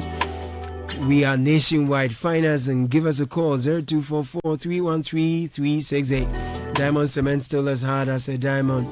Hello to all the entrepreneurs out there looking for meaningful business ownership opportunities. Do you have a dream to provide water in a more sustainable way? Worry no more. Partner with Jibu through our franchise network. 50,000 Ghana cedis. With that, you can receive equipment, training, support needed to launch your own business, purifying and selling affordable, refillable drinking water. Let a dream become a reality. We have an exciting offer for new customers and businesses. We provide free bottles and dispenser machines for corporate businesses. And if you want to start small, you can also become a Jibu distributor or reseller. Just give us a call 0209 845-817. Go to our website jibuco.com/gh. Jibu, a better life. Now we are calling all future brides, grooms, and hopeless romantics ready to say I do to the wedding and lifestyle fair of your dreams. Then don't miss Marry Me at Marriott, the ultimate love fair happening at the Accra Marriott Hotel on the 11th and 12th of October in fabulous partnership with White Chalk International. Think glitz, glam, and a sprinkle of fairy dust from our stunning ballroom, serene garden spaces, dazzling decor, top-tier vendors, exclusive wedding and events packages, bridal, fashion, sweet surprises. Whether you're planning a grand celebration or intimate affair, this is where wedding magic begins. Enjoy curated experiences designed to inspire at the Marry Me at Marriott Wedding Fair. Premier wedding and lifestyle experience. Don't forget the dates are 11th and 12th October 2025 at Accra Marriott Hotel. Wonderful hospitality always. Accra Marriott Hotel. Now you've been planning and waiting for the right time to make that move. Well, Stanbic Bank's rates have dropped and this is the time to make that move right now. Take those bold steps to fund your dreams with a Stanbic personal loan, vehicle loan, consumer finance, solar loan, home loan or credit card. Be unstoppable with Stanbic Bank. Visit stanbicbank.com.gh to get started. Stanbic Bank. We'll take a quick break. When we're back, there's more. The City Breakfast Show. Rise above the noise. Are you ready to unlock the next big thing? It's a universe of endless possibilities. Get ready to be part of this universe. And where do you think you're going? To train in the garden. With my broom? Mom, it's a javelin. Oh, really? And that plate? That's not a plate, it's a discus, Mom. We are training to become winners. Well, you know you need lots of energy to become winners. So you both better start your day with Twisco before you go anywhere. Besides its great chocolatey taste, Twisco is enriched with Enerfort, a blend of energy-boosting vitamins and minerals for little winners. Thanks, Mom. Got to keep my little winners in shape. Twisco, power your dreams. This advert is FDA approved. ebusuafo ahyiam enuanom edwendwen sene wobeye maami yi mensa kan 15,000 Ghana cedis every ayofo busumi bia metua 15 cedis pe medini nyina eboa ya maami yi no mensuma je 10,000 Ghana cedis every ayofo nchen medie 10 cedis na metua free me momo busumi bia menko ade misika na amao ayofo ne se amfa na se ye nyina na register ayo family cover no na wo kai last a wo de sika to wo momo so asa cheka crowd chese wontua wo ayo ntoboa no se wentua wo ayo family cover sika no busumi bia policy no enye adwuma enti hwese wo ni wadofo bambo no beye adwuma hwese sika be wo momo no so abri bia na wetumi etua busumi bia entem so pe ayo package a ebeboa wo nya bambo pa kai se nhwehwe kakra da ho we ye nhwehwe free Salam Alliance Life Insurance Ghana Limited. Ayo, because you care. Be there for you and your family. The luckiest everywhere for everyone. Yeah. This year is going to be sweet. I don't just feel it, I know it, because the Luckiest Season 3 is back. And I'm about to show you how to grab your golden ticket. Just dial *712# and follow the prompts to purchase your ticket. Or go to theluckiestafrica.com, hit community tickets, and pick your lucky number. Or let the system do its magic. Choose how much you want to spend from 1 to 5,000 Ghana cedis. You can even buy a ticket for someone else. Be someone's hero. Payment? Easy. Mobile money in Ghana or card if you're international. One ticket can turn 1 CD into 500 times more. That's maths we love. Or your community could win 10 times more. So let's get lucky together because luck is everywhere. Play responsibly. Not for persons under 18 years. This promotion is regulated by the NLA on the Caritas platform. This is the Citi Breakfast Show. The city's biggest conversation.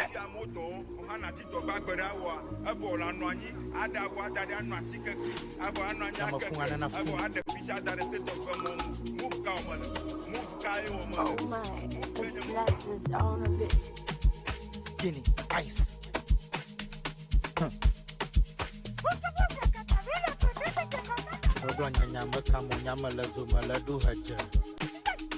Malinko pranata migbona paklakota greje. Migrena meri kwa ya do pavé. Boba mouvement de la street aji. Na for the kale ya me ya bole tikloju emile du ko ke moi me plain. Haja. Timananga kota greje. Edu haja. Mile go mala do haja. Yeah. Forget your wahala na muabagala na duwe na jalaga. Awodo kube nyek paliga haja do skimono vale fariga. Sunday makava makla. When you become the luckiest, you dance to Hajj. You understand? Yeah, because luck is everywhere. People are winning. Winning season is on. Luckiest is back again, bigger and better. Just dial *712#. Go with option 1 to buy your own ticket. Option 2 to buy for someone else. Pay with Momo and you're good to go. Head to theluckiestafrica.com to register online. If you're in Ghana, use Momo to pay. If you're abroad, use your card to get it done. This is your golden chance. Luck is everywhere. Kaka. Yes, sir. Oh, say. Talk to me. What's on your mind? What's on your mind? You know, what's going on? You know, you're entering the weekend, but there are a few things that we need to tie the knots on. For me, one of the biggest stories, and it's been troubling, not just for me, but for everybody, is an age-old secret, or what has been happening for the longest time, by virtue of social media coming out and coming out vividly. Right. Today as well, I think probably yesterday, but today we've read reports about another video where it is alleged in that video that a teacher is involved or was engaging in sexual activity, what appears to be sexual intercourse with a female student. Just yesterday we spoke about the KNUST school assistant head teacher, where the assistant head SHS, teacher, let me add. KNUST SHS, where an assistant head teacher was seen in a video in a sexual conduct or misconduct with the female student. The good thing is that this has come up. It's got the attention of the gender ministry, and maybe it's an opportunity for us to stem it, for us to deal with it properly. There's been another video. Yes, and this appears to be even more inappropriate and worrying than the first, because you see an older, bigger man lying on top of a female student, and I think that as they are interdicted by the GES, we need prosecutorial authorities to follow up with immediate investigations. Okay, there's the need for investigations, and there are questions about the ages of the girls. I think that investigations will bring out, those facts, whether or not these are under 16 years or not. I think that when those details are established, then the possible prosecutions can be more definitive. So, for instance, the issue about consent, which yesterday we spoke about, that it was unfortunate for a member of parliament to suggest that the girl in the first video was consenting. Under our laws, when a girl is under 16 years in the matter of sexual activity, there's no consent. It doesn't exist. The person is deemed by law not to have that kind of agency.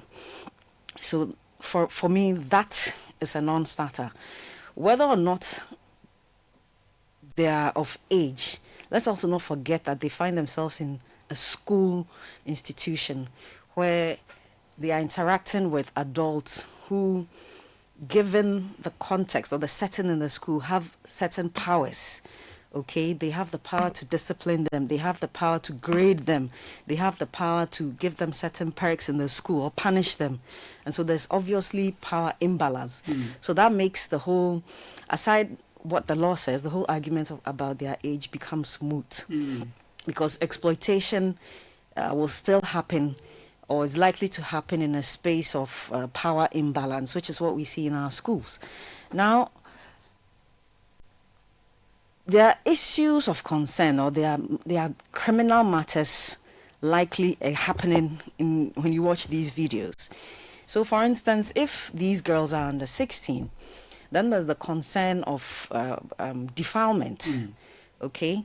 And this is one of the charges that the prosecution authorities could consider charging these individuals, these teachers with.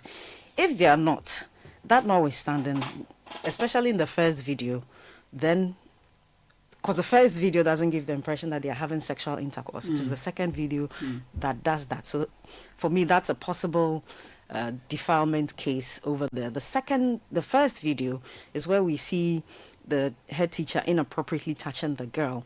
So unless investigations come out to show that they have previously had sexual intercourse, which will then amount to defilement, depending on the girl's age, on the face of that video, as Sky, my learned senior, referred to yesterday, that is a matter of indecent assault. I think that it's commendable that the GS has interdicted these individuals. It will be great to hear from the police service. I think there are two different regions. One is Ashanti region and the other is Oti region. It will be good to hear from the police service to follow up with some arrests and investigations and prosecutions on this matter. But I think that the gender ministry has got its work, and with respect to this matter, cut out for it, okay?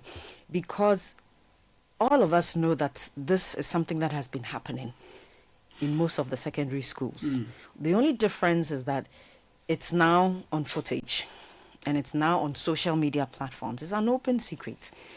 And so my expectation is that there will be a broader approach, a national campaign to first educate these girls, they need to understand. We may take it for granted that in the information era, people should know their rights and their responsibilities, or they should know what is right and what is not wrong.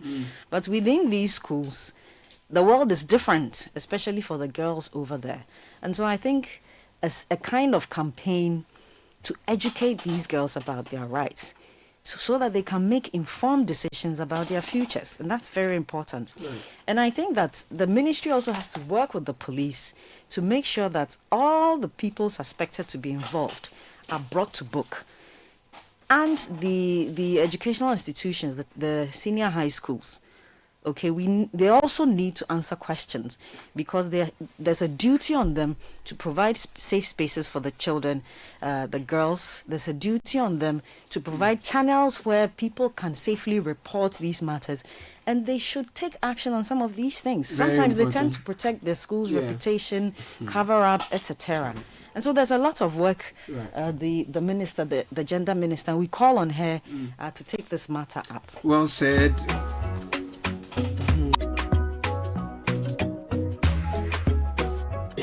That yellow Binukunda plastic. Yame summa pa na yellow sumia. Shasuma mia ilukuna genetan. Mesate mudapa. Adanyami baba physical. Sawan consider pada. Ashana heaven when nipa. Paso no kwalo no waso asofi ntumo wanka. Sika samini tichapuli here fi ntumo wamba. Otumo wambo. I will put on the things fall apart. I can't was anointed men touch. Chapuli was school sipa. Now so my messy you do more Kobe. Until you jam so my pan and yellow. 9 minutes to the top of the hour, Friday, October 3. And guess who is in the studio today? No, the studio is mustard this morning, isn't it? It's gone mustard. And I have two amazing ladies, Adam Naite, UMB Head of Corporate Communications, and Faustina Apea, Manager, Internal and External Relations at UMB. I mean, a lot of companies showed up at the Citi Business Olympics, but the mustard color was very dominant all over the place. Yes, we made that promise to you. You lived up to your promise. Exactly. You lived up to. How did you find the Olympics as sponsors? How was it for you? No, it was good. I think I have mentioned that a couple of times. It was really good, well organized, well patronized. I loved the venue especially. Your team, they were on grounds, very supportive. It was really very good from where I sit. Nice. A bird wants to know how many trophies you won, how many games you won. Having been all over, we saw mustard, we felt mustard. Yes. Did it translate into trophies? Yes, it did. So we won gold in the men's draught competition, aka dummy. Oh, you did? Yes. You got a team Tono. Team Tono, yeah. So we got gold in that one. Right. And then we got silver in the swimming division for the men. What happened to the tug of war? Your women? Oh. No, your women tug of war. No, it's everywhere. What happened? I mean, that's the whole idea. It has to be everywhere. It has to be everywhere. We will not get into that. No, they say you were overdrawn. You had overdrawn your accounts. Yes, we had overdrawn our accounts. But not to worry. I think maybe we underestimated our opponents. So now we know their tactics. We're not going to divulge too much of our game plan. I actually want to tell them, I said, but you guys, it's just a joke. No, they meant that thing. Maybe they play. Right, so the games were great for you. Yes. So 2 silvers, 1 gold. So the 2 swimming. silvers, 1 gold. Yes. Oh, that's impressive. Yes, Congratulations. for our maiden edition. Well done. Exactly. Yeah, we came to scope the competition and see what we can do better. So that's a good one. So what's new with UMB? Well, what's new with UMB? We've mentioned this also a couple of times. We are still on our transformational journey with our transformational leader, Dr. Philip Otimensa. Right. And what's big for us is our focus on customer excellence. Right. And that really is what it is. If you're a customer, a UMB customer, this is one of the best times that you can ever be banking with us, because the focus, the attention, and everything we're putting in place is just to make sure that our customers are very comfortable. they are thrilled. We are going over and above and beyond to ensure that their banking experience with us is perfect. So that's what is it that you're doing differently that will make us comfortable and feel all that you've told us? Okay, so you know that we have about 35 branches across the country. Great. So our touch points are all available serving.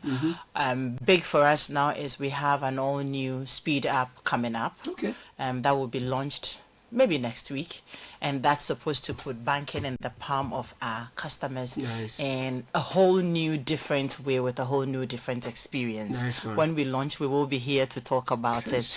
All of this is just to make sure that our customers are experienced, and we have a lot of digital assets we are also working on. So I mean, this, and I'm sure Faustina will have a few more to add to it. Yeah. Yes, and like Eden said, there's a whole new transformation happening in UMB, from the tangible to the intangible. You're seeing the mustard spirit, and I'm glad the spirit entered the studio when we came. And then also we're leading with the customer first agenda. So all through all through the month of October, you know, it's Global Customer Service Week. For us, it's not just a week; it's a month-long celebration. The entire month. Focusing on customer service. We're focusing on customers. So give us the feedback.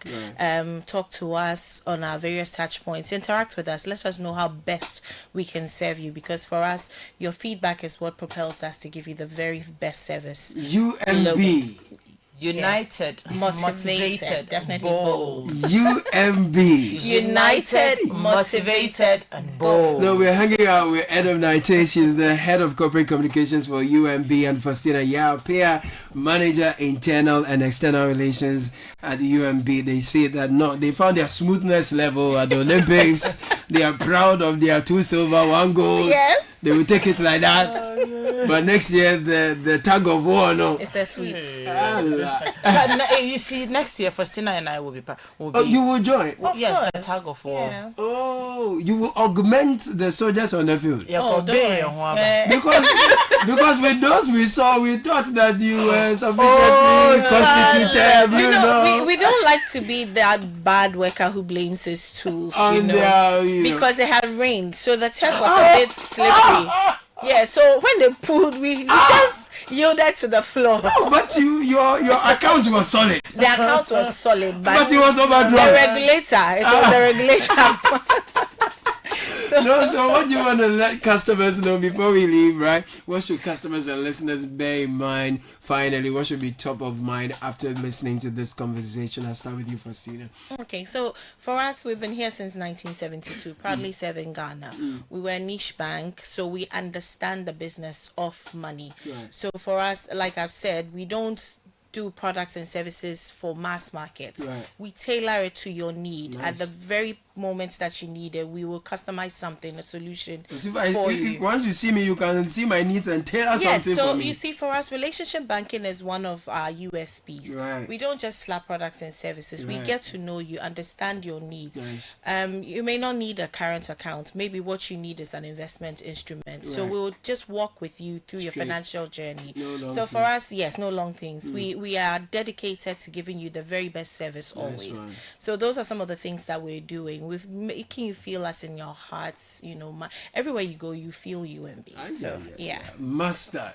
Yeah, and just to add to what Faustina said, we're niche, but we're providing all the services when it comes to banking. It's just that we will tailor it to suit you. So don't think that we do some and we don't do some. We do all of it. Exactly. And also to tell our customers that they should remain on the speed side. Our core values. We work with speed.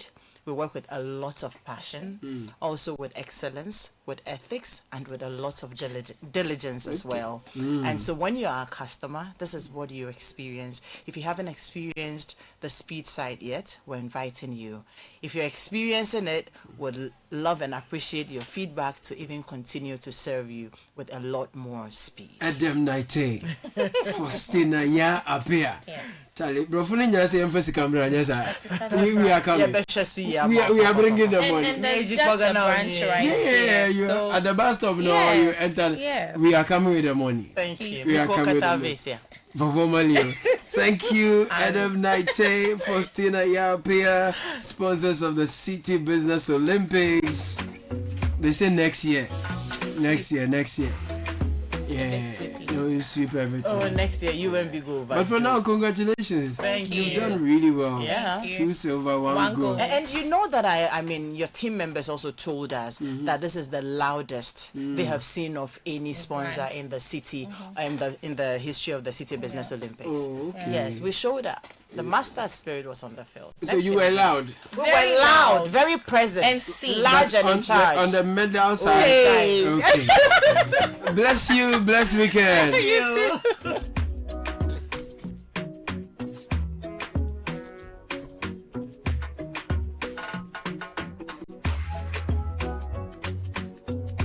Top of the hour, Caleb Kuda signing out. You heard Richard Laskai, Francisca Kakrafo sing Samuel Atamensa pass through.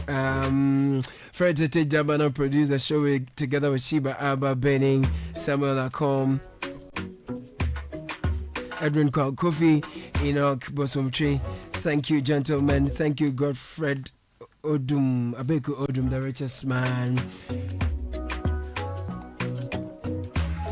Ajubi Rafia Kente is here with the news at 10. Good morning, Ajubi. Good morning, Caleb. Coming up, Ghana Immigration Service officer killed, another injured in deadly check